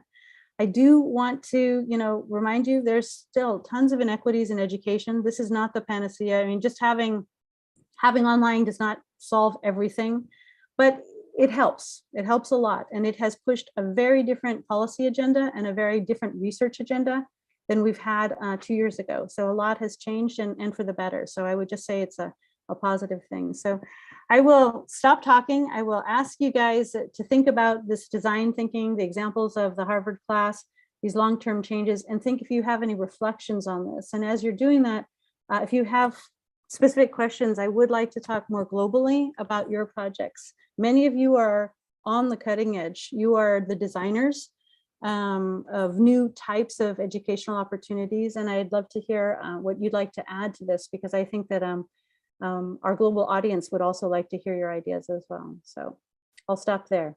Thoughts, ideas, reflections. Go ahead, Joe. My last comment on the chat was, when you are referring to the we, who is that we, and how many people, nationally and globally are on your boat? And my hope is, yes, we will learn from this experience to move into a new path, but I can't, I suspect there's a lot of, old habits die hard kind of a attitude with, with teachers and processes and habits and institutions. So as you're saying, referring to the we, who are we talking about? And what are you hoping? What is our role in kind of helping carve out this new path, I guess? I would have to respond to that with two different visions. One has to do with people who imagine better education in a different way, leveraging the tools that are currently available to us right now. That's one angle to it. The other has to do with when we talk about access. So one is attitude and the other is access. So attitudinal shifts are huge and necessary. The bigger challenge we saw during COVID was access to technology, access to internet, and all the rest of that. That also drove many other inventions that we didn't have the time or space to talk about here. But for example, Raspberry Pi. Raspberry Pi is a kind of external memory drive that basically, I watched two people in London explain how they use this in sub-Saharan Africa and also in not Cambodia, not Khmer, sorry, I can't remember the country in Southeast Asia, but basically they would put on this external drive all of the national curriculum, all of Wikipedia, and all of the Khan Academy videos that existed in the target language. And this person puts it on their backpack and they walk to a village that doesn't have internet and basically puts it on to the communal. They either stand there and pass it on to phones or to a communal computer, which then serves for the next months of education. Then they walk to the next village and pass this whole thing on. But basically, COVID has driven a lot of new inventions that basically say we can be internet free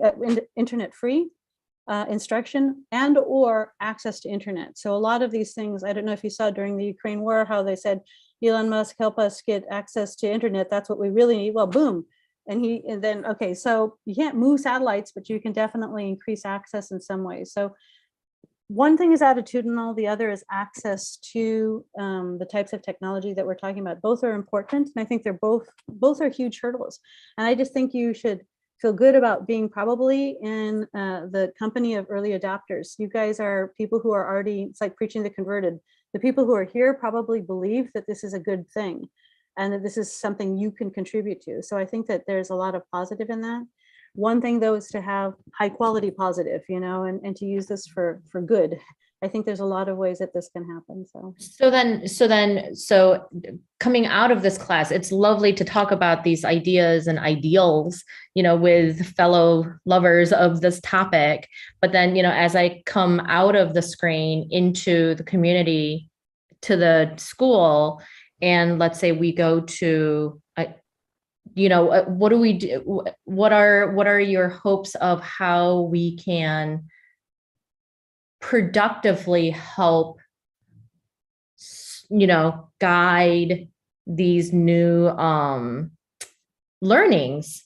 Because I suspect all the tools that you're sharing with us today of how has it changed and how is it positive is not knowledge that my, you know, neighborhood school teachers know about. So where is that productivity gap? How is that? How are you seeing that gap being filled? I see multiple things happening. One is at a generational level, which is pretty interesting. There's an expectation by a lot of the younger teachers that this is the norm. And so there's no questioning going on with some younger teachers. The older teachers, it's been very interesting seeing how some of them, look, we adjusted when this happened, we'll adjust with this, you know, they good attitude and they just, you know, quick buy-in as well. I think that the first stage of all of this, Joe, and I think this is where all of us can help, is at a level of awareness. Just helping people understand that education is not going to go back to the way it was, and that's okay. And that some of the things that we've been hoping to get rid of for a long time, at least I have a personal, you know, vendetta against, you know, standardized testing, because I just think it just boxes people in just the wrong way and doesn't celebrate all these different talents. We got to toss it during my home state of California basically says, hi, we don't need SATs anymore. It's optional. Love it. I love it. And I think that all of a sudden we were at a tipping point with a lot of decisions in education, which now we need to become aware that there are changes in education that will last forever. And they can be good things, and that we should be aware of the opportunities that exist and not to just rush back to the old classroom setting. I think most teachers have realized, hey, well, it was actually better when we had our weekly staff meetings online and I didn't have to stay after school. I mean, a lot of teachers are figuring out there's good stuff anyways. And so helping them, you know, categorize all the good things, all the tools, all the evaluation changes, all of the deeper learning that can have, you know, occur, being liberated from maybe a curriculum that sometimes keeps getting bigger and bigger without actually getting deeper and deeper also became part of that. So hopefully becoming aware is the first step, and we can all help with that. Yeah, continuing that conversation. Exactly. We'll send you the link to this video, and I'd like you to encourage your school to look at it. Yeah. Okay. Alyssa, go ahead. I wanted to ask you to elaborate a little bit on the things that are worth teaching. You were saying mental health and critical thinking. I kind of I understand the idea. I totally kind of get it. I'm curious as to how can it be implemented in a specific subject, kind of just a couple of examples. As I'm not a school teacher, it's harder to understand, but also I'm very curious how it can be done across different subjects. So it's like, if what's worth teaching is mental health and critical thinking, how do we incorporate it in teaching math, history, some social sciences, biology, but also how do teachers of all these different subjects on a school level also do it so that it doesn't repeat itself, but enhances itself? So some of the best lessons that came out of this, kind of interesting to see. There's two different foci that we can have. One is on the how instruction occurs as opposed to the what, right? So the what of which subject matter is less important than how it was approached. So basically teachers getting in on the ground floor of putting the pulse on the group and how is the group feeling and doing before launching into the class.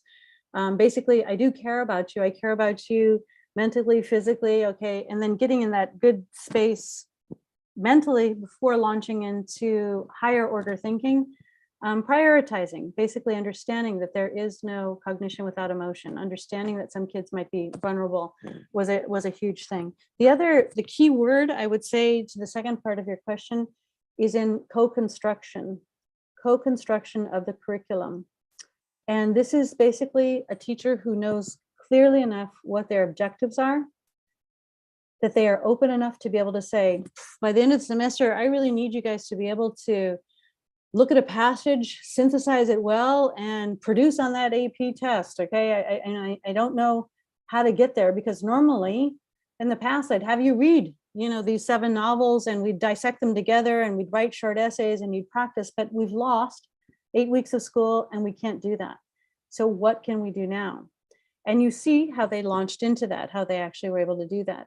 Others used leveraged technology and tools. Science teachers basically discovered ways that you could have, they did invest in things like Labster. You can have every kid gets $1 million lab. So kids, and this was actually fascinating because kids who didn't have good lab space in their regular schools, who got virtual simulations of laboratory work, actually end up learning even more, because it was better than going to the junky lab that they had, but they had these simulations that they could actually do, or doing things, or creating this structure where they could use multiple entry points to the same piece of information. So for example, having the math objective be whatever, trigonometry or whatever, but then you have a student do gamification to learn certain basic concepts, right?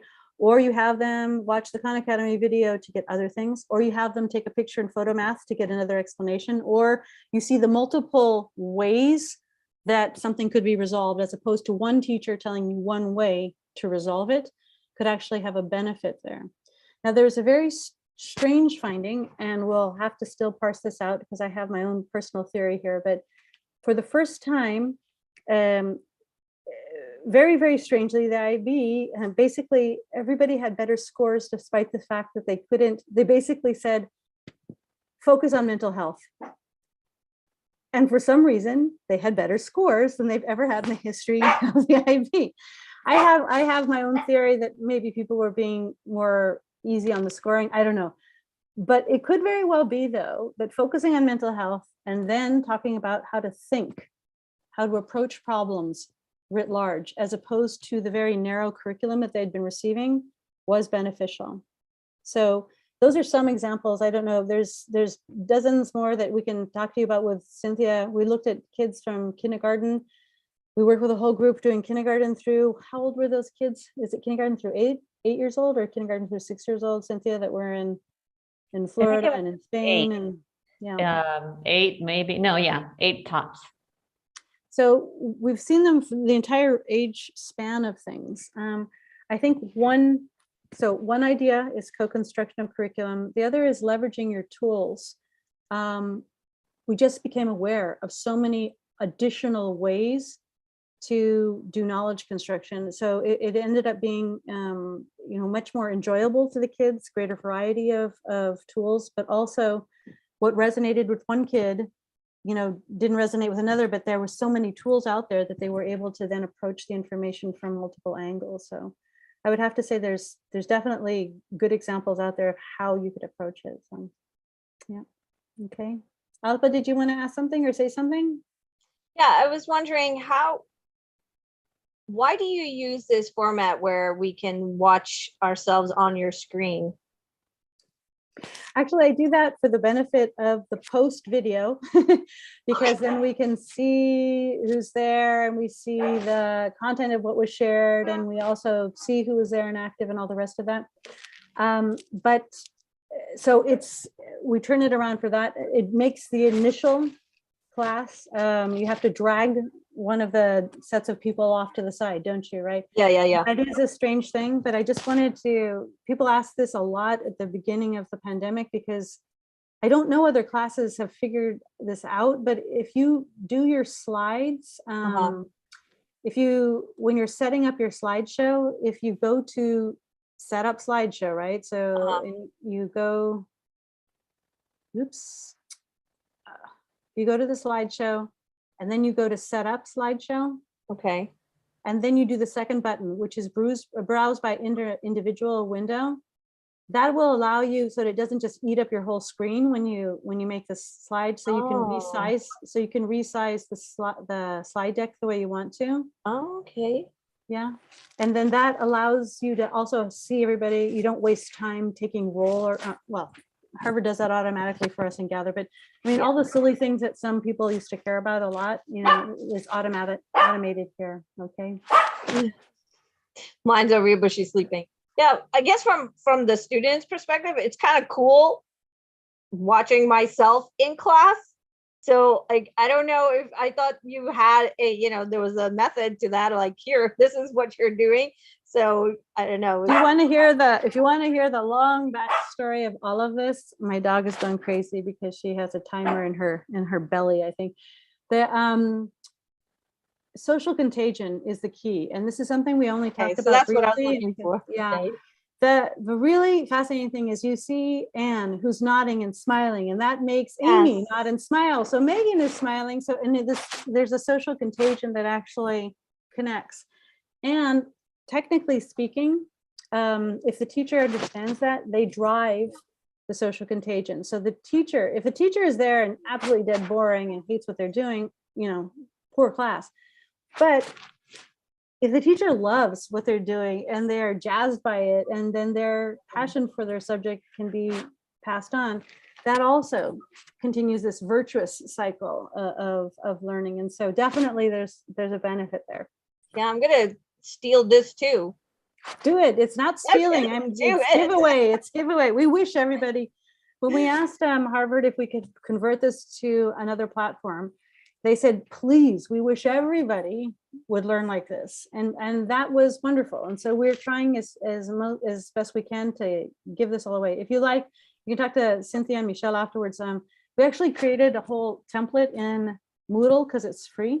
And that can be given away to people. So people can construct their own classes with the basic format of our class in Harvard, which where you have the flipped part, the quiz part, the bundle part, all of those things are already set up so that people don't have to go through the hassle of doing that. And what we do in the course with them is help them populate that, help them come up with good bundles, help them come up with good prompts and things like that on questions. So, okay. Thank you. Good. So we're getting closer to the hour, and I just will be respectful of your time, but I will stay as long as you guys need. But I just want to hear, is there somebody who I haven't, Peter, I don't know if we know each other. Do I know you very well? You have a question, Peter? Or anything to say about this?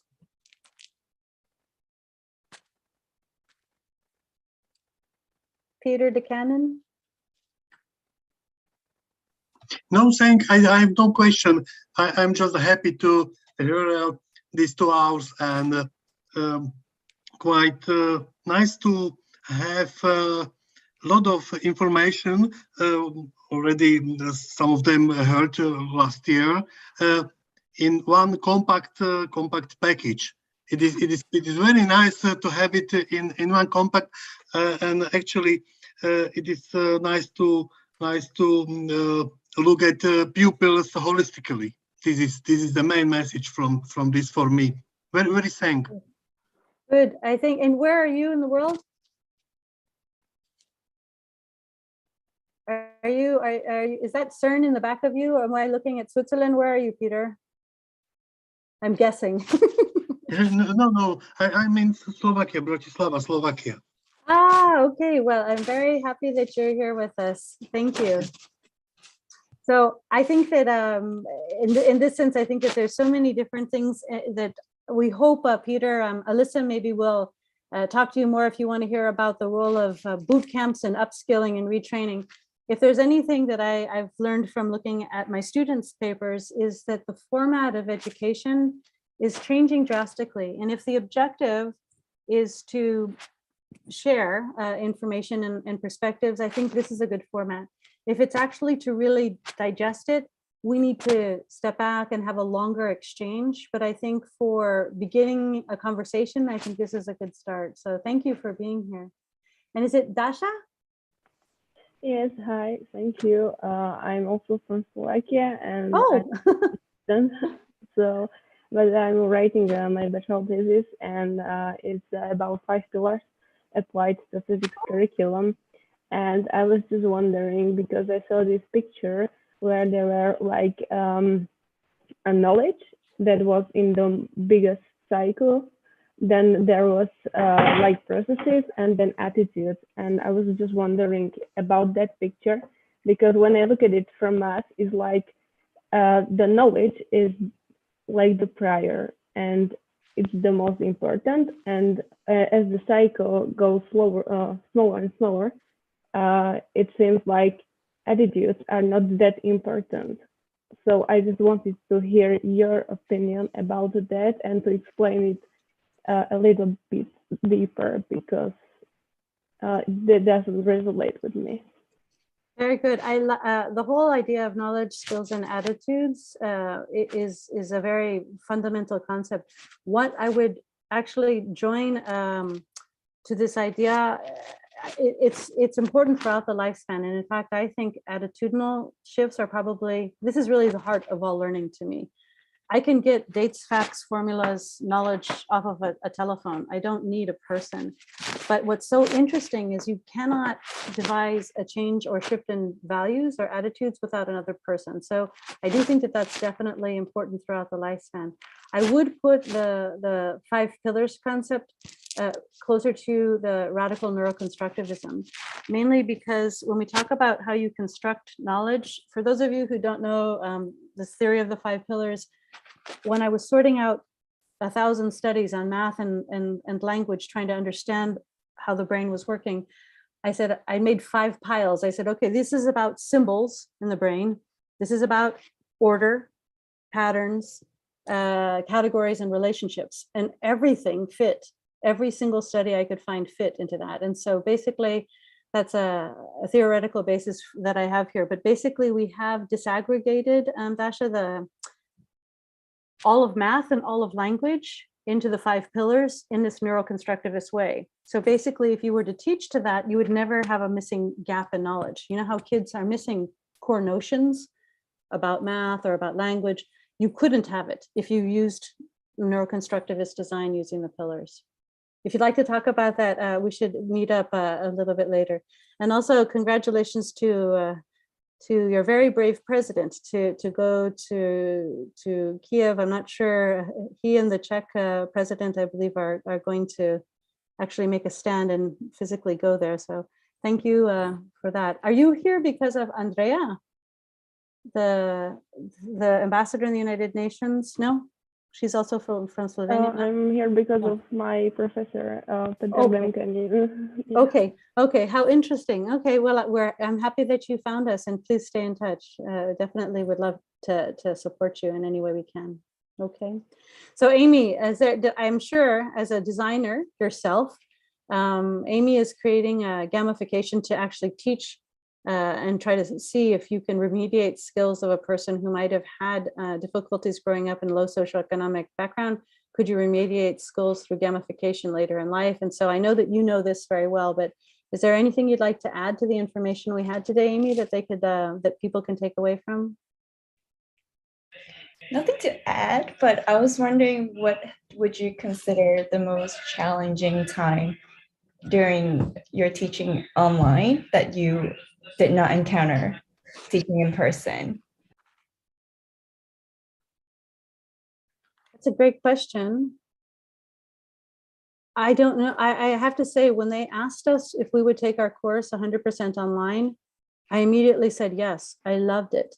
I thought this was the best way to have a bigger student body from many other places around the world. And I thought that it was absolutely positive.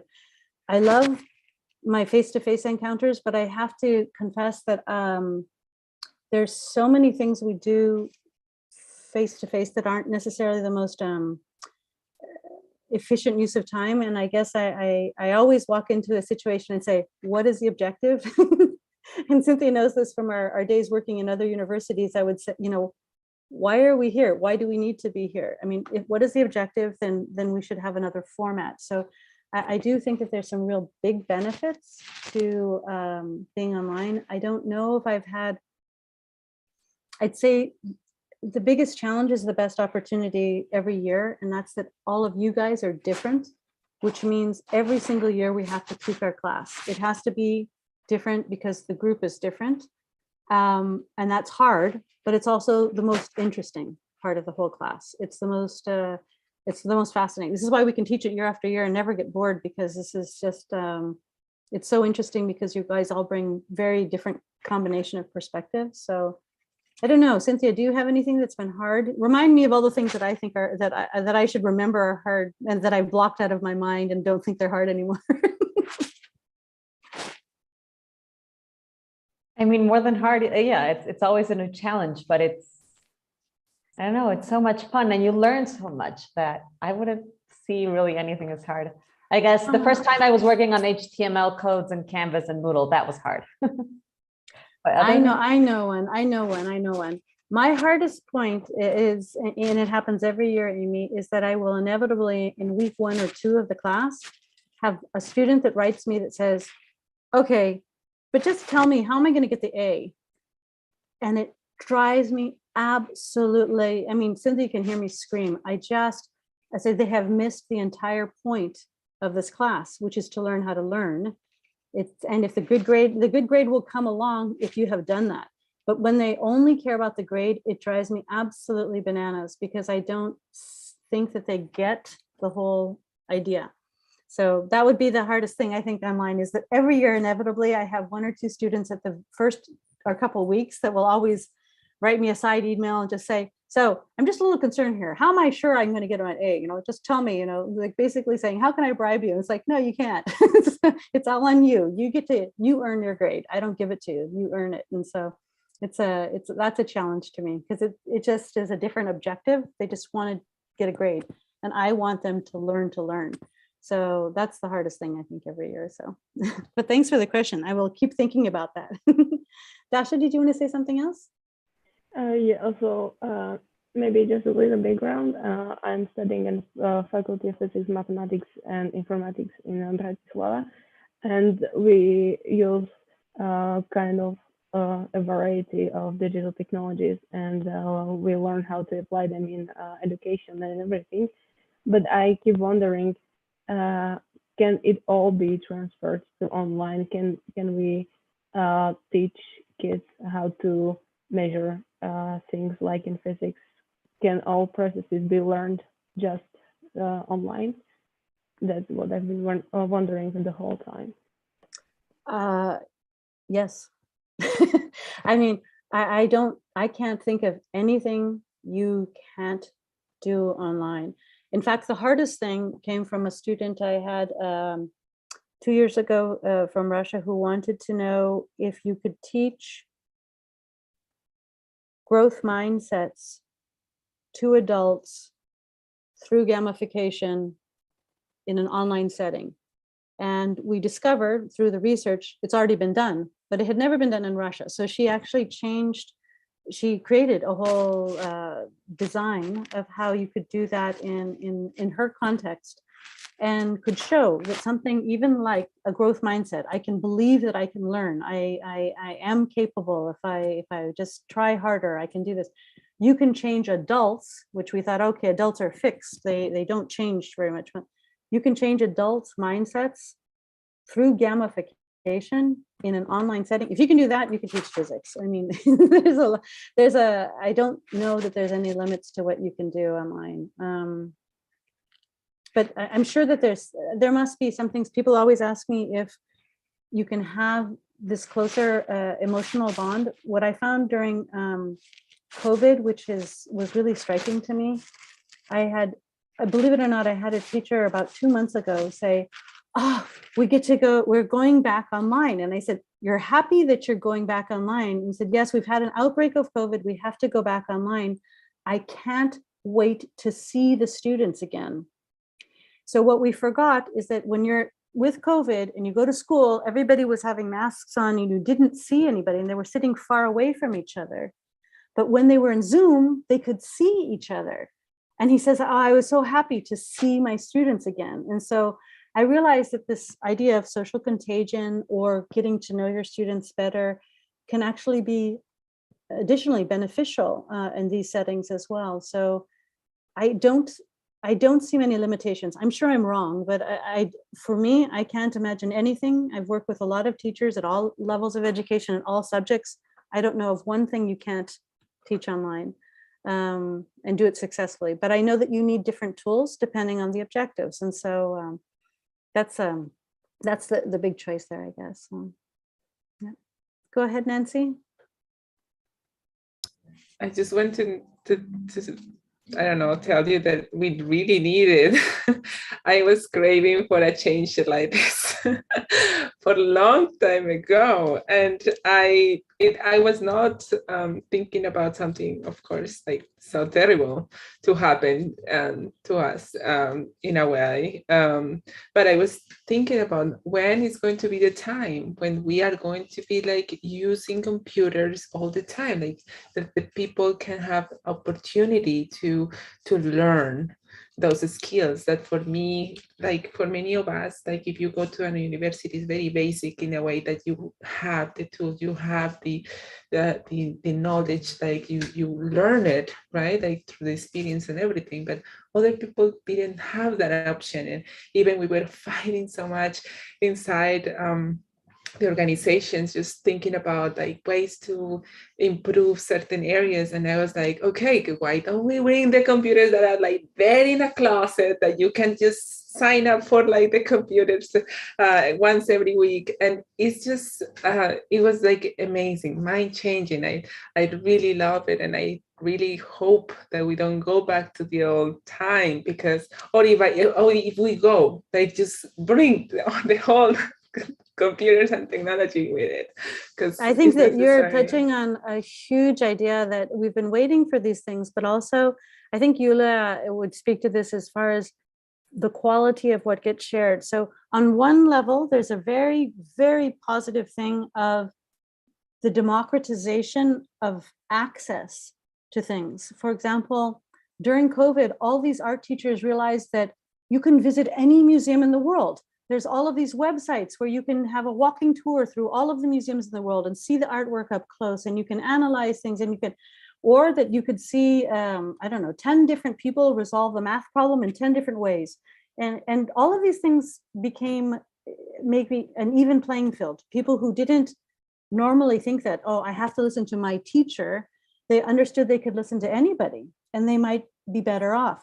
But I think Yulia was pointing out to us that there is also a danger that sometimes people who know how to leverage technology well, who are very slick and good at presenting, oftentimes will give the wrong information.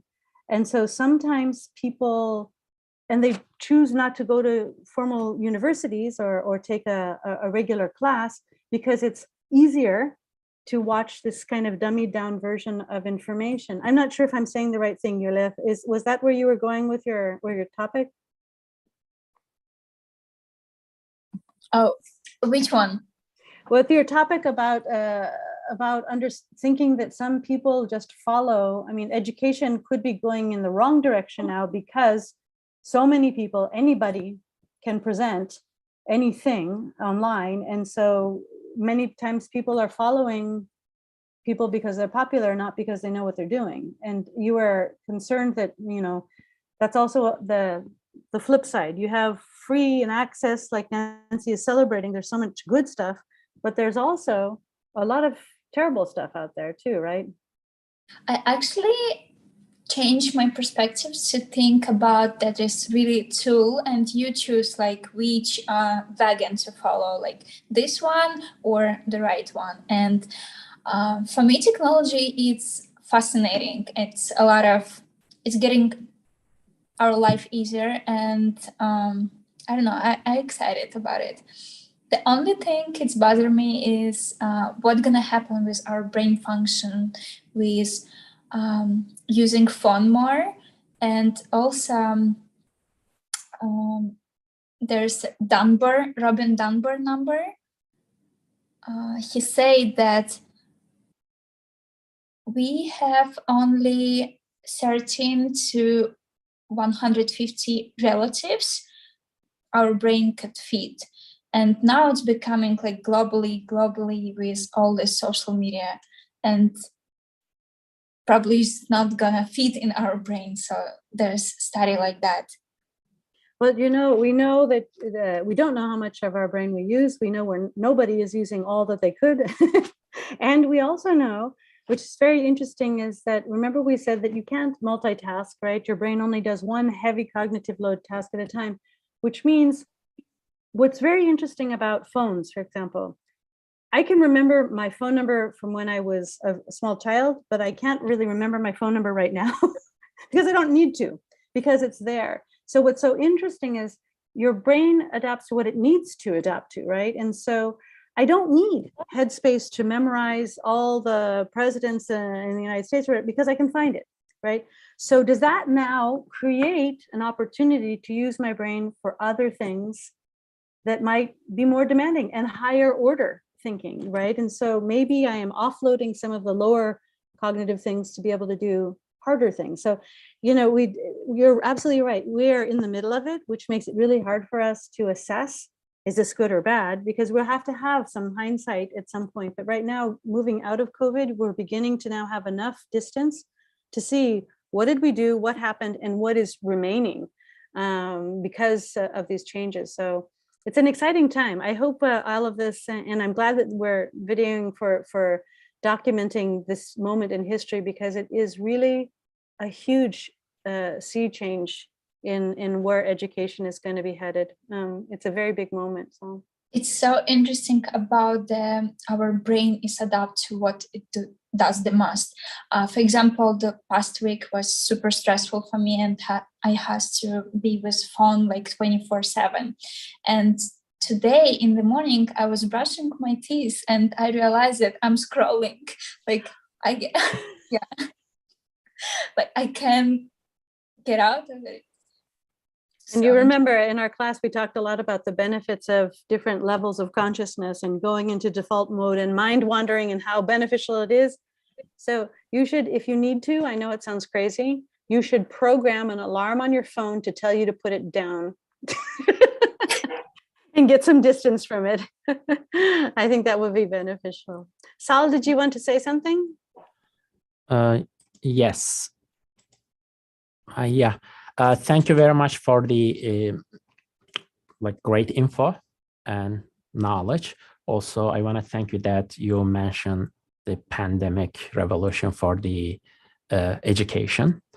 And just like there's always like a negative side and there's a positive side to it. And I hope okay, the online, the distance learning keeps revolutionizing the education system. So I want to add like a couple of things that, you know, like maybe on top of like this great knowledge, that sometimes like I feel like we forget about the simplicity. And also like my motto is less is more and simple is the best. And otherwise I get lost and I get confused. So that's my case.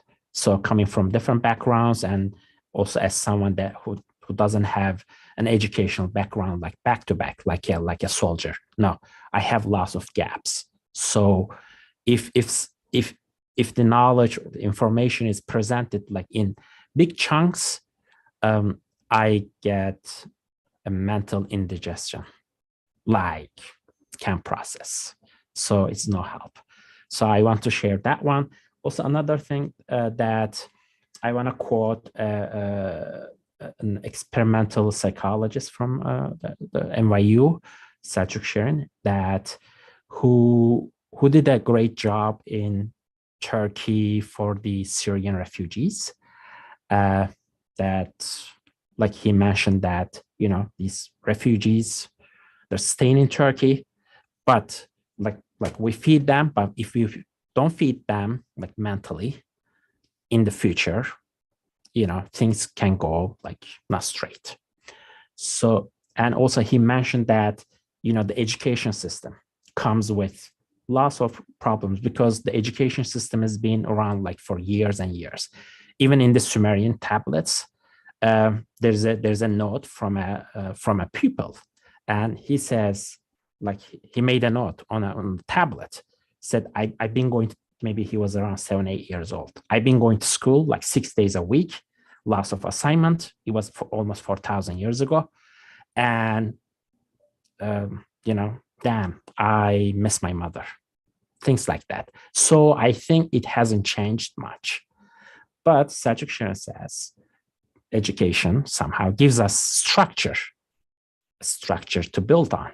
So like in my case, structure is good, but in many cases, like from my experience, I feel like we keep forgetting the infrastructure. I guess it is more important than the structure, I believe. So I want to share like, these aspects of education, and thank you very much.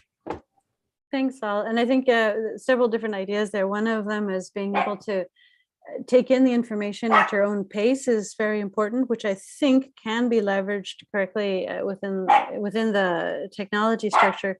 The other thing about, and I love the idea of this mental overload. I think that mental indigestion and like that as well.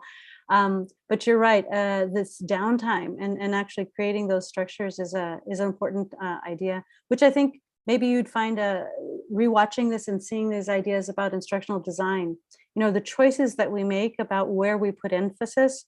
If this had been my choice, but it was your holiday, so I didn't want to make everybody do another flipped video and all these other things, we decided we'd just do this live and open it up and let anybody come who wanted to come. But my choice with this kind of information would be to have chunked it in 3 stages, 3 parts, sent you a video on each of the parts, you watch it beforehand, then we come and we talk about it. That to me would be the ideal way to do this. I would flip the conference, would be the best way to do it. So I do agree with you that there's a better way to organize learning moments, but thanks for that. I appreciate it. And I just wanted to say thank you, Monica, for being here. Did you have anything you needed to say or comment or observe or anything you want us to think about?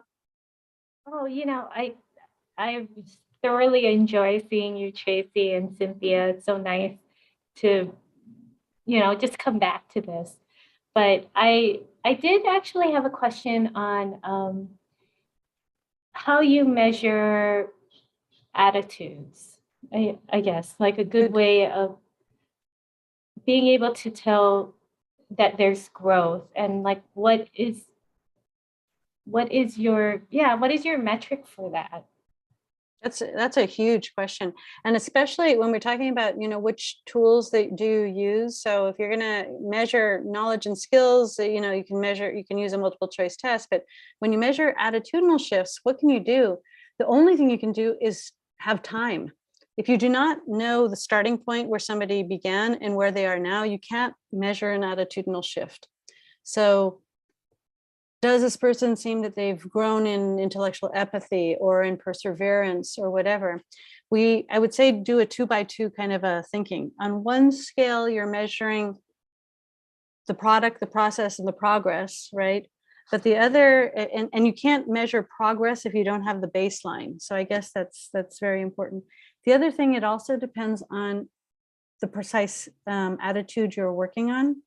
So for example, if somebody is working on, I want them to be, to persevere, to show grit. Okay, so you measure it in one way.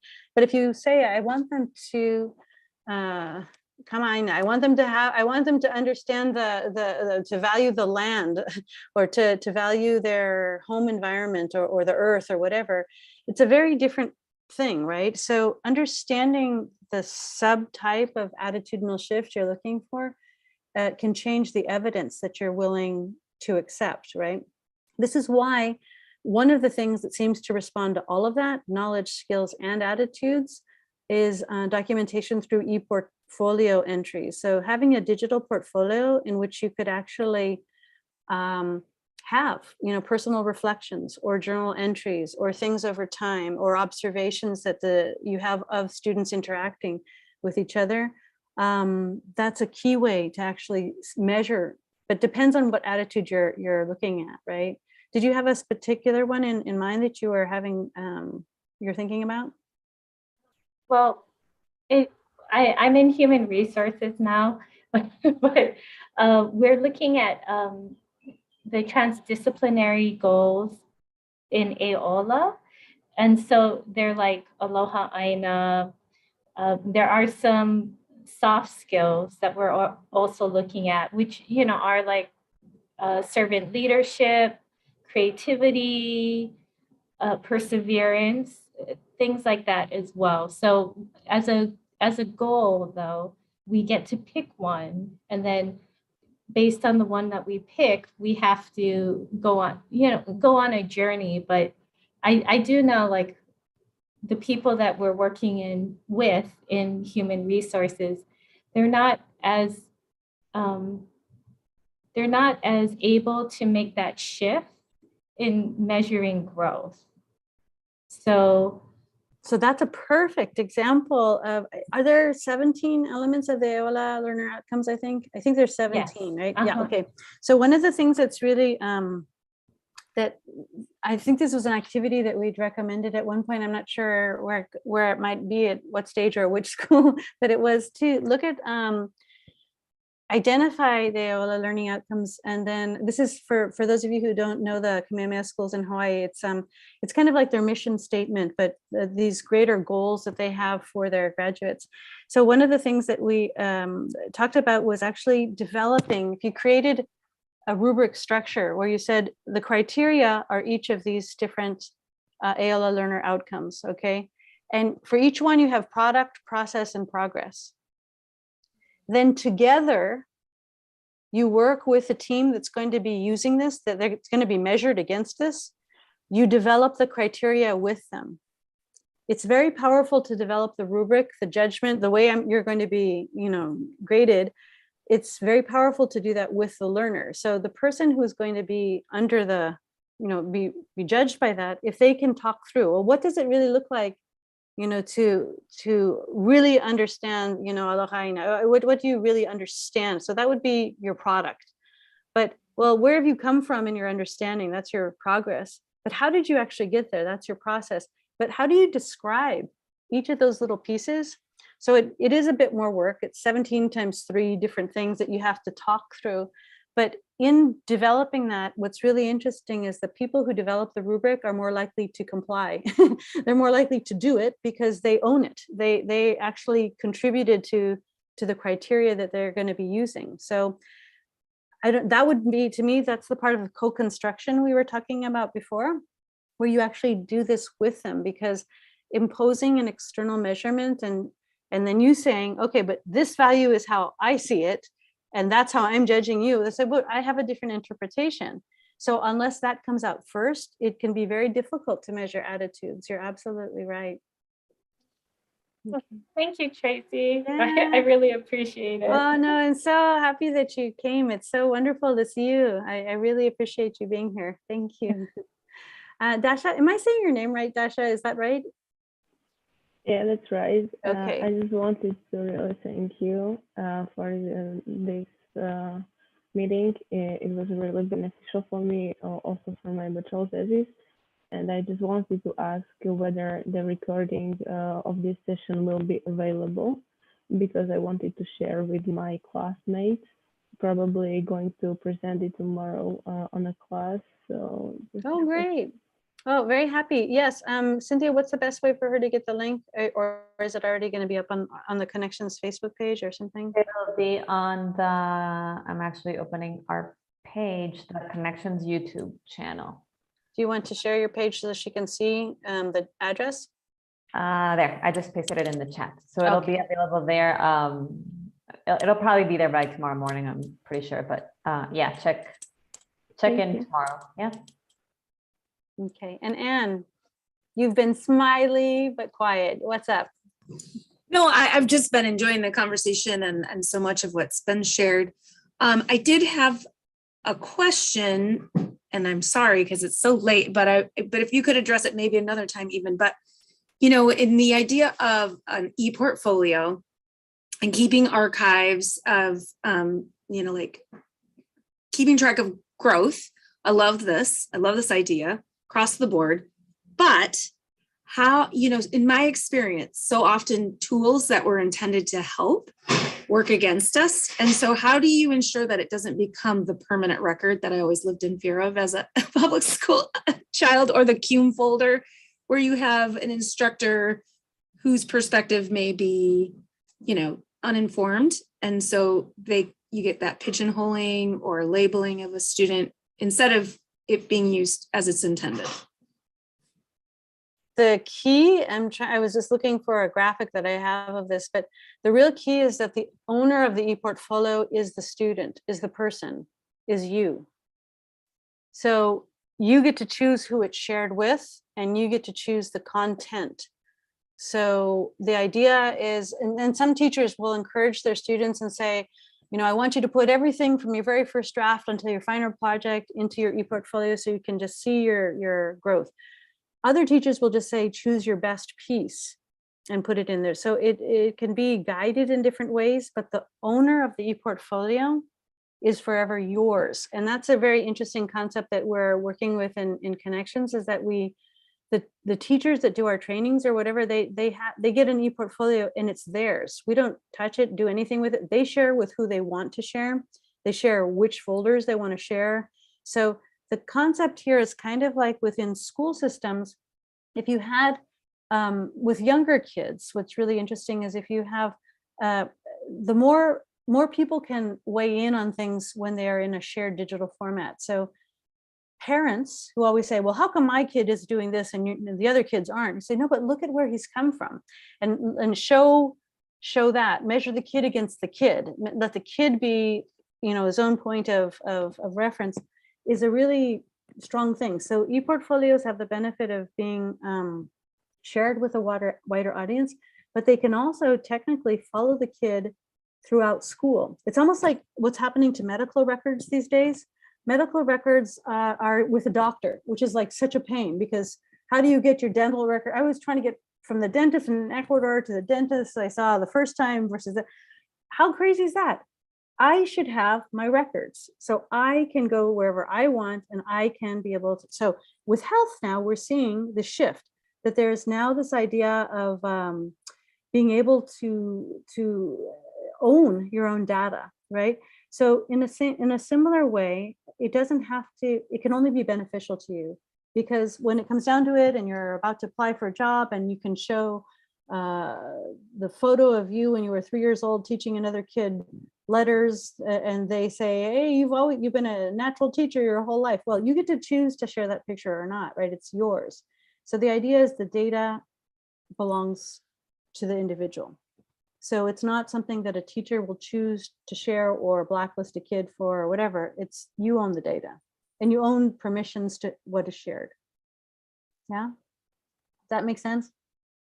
Yeah, okay, good. And Sal, you wanted to say something? Yeah, I just wanna confirm that like e-portfolios are like one of the best ways for someone to express themselves. So like in my case, from experience, like when I had my master's degree, there was a class, it was like 1 credit, it was called portfolio class. So we were supposed to like do our best or whatever, you know, like throughout our studies, get the best out of like maybe a couple of works, but it was kind of like here and there on a paper, or kind of, we had to print them out, and there was much instruction. However, afterwards, like I changed majors, and maybe probably after 5 years, I also thought about like that, like I look for my works, you know, I had grade writings sometimes once in a while, and I will like on papers whatsoever, and I couldn't find them. But when I started LaGuardia Community College, which is like, you know, it's community college, so they had the first year seminar, which I had the benefit of teaching that class. And it was based on e-portfolio. And I said, that is great. And that is one of the best, I could say. And as you mentioned, you could take it anywhere. It's transferable and it's portable. And also, like as someone like you, if you own the e-portfolio, you can do whatever. You can make changes right away on spot, whatsoever. Therefore, like in my case, I'm trying to go for education psychology to kind of like revolutionize the education system in my own ways. And I believe that the e-portfolio is going to be one of the essential infrastructure of the education system. Therefore, I just want to share my link, but it's just like a start. It's not like done whatsoever. So like kind of like named it as e-portfolio academy. I had like options, university, school, whatsoever, academy, like made more sense. And my motto is like show up for yourself. So it is just like in the link. That's it. That ends up being, and this is the problem we had with some of the schools when we tried to talk about e-portfolios, was that the kids didn't get jazzed about doing it because they already said, yeah, but I have my Facebook page or I have my whatever page. So they thought it was redundant, which I thought fascinating because one was academic and one was not, but they saw too much crossover. And so that is a very interesting thing. So when does it end up being something that's personalized and when is it something that is mainly for academics or just health or whatever? Do we have multiple e-portfolios of ourselves or could they be on other platforms? And so that was something that's worth rethinking about whether or not that is something that should be done. I mean, what is the format of that? And Nancy, I'll let you have the last question because actually I do teach another class today. So I do need to get something to eat before that. So go ahead and then I'm starting my class also. You too. I got like extra time during the weekend to plan this class ahead. So I was supposed to plan it like right now, but I'm all done. The question that I have is, there is a possibility that after product, process, and progress, we can have proactivity? I like that. That's very nice. So that's almost that whole idea. Remember, we keep talking about feed forward. What will you do better the next time? So that might be, to me, after the rubric has been completed, you sort of say, okay, now after that self-assessment or after that assessment by others, now what? What do you do with that? Now that I know the product, process, and progress, where does it go from here? And this is what I love about the whole feed forward concept is, and I think that came out of the Kamehameha School's discussions, right? It's like, what do I do better the next time? As opposed to, oh, look how terrible my past was. It's sort of saying, now that I know this, where will I take it? What will I do better the next time? And that is a very beautiful proactive. I like that. That's another P that could work there. But sort of at the end of the day, now that you've taken that in, what do you do with it? Love it. Very good.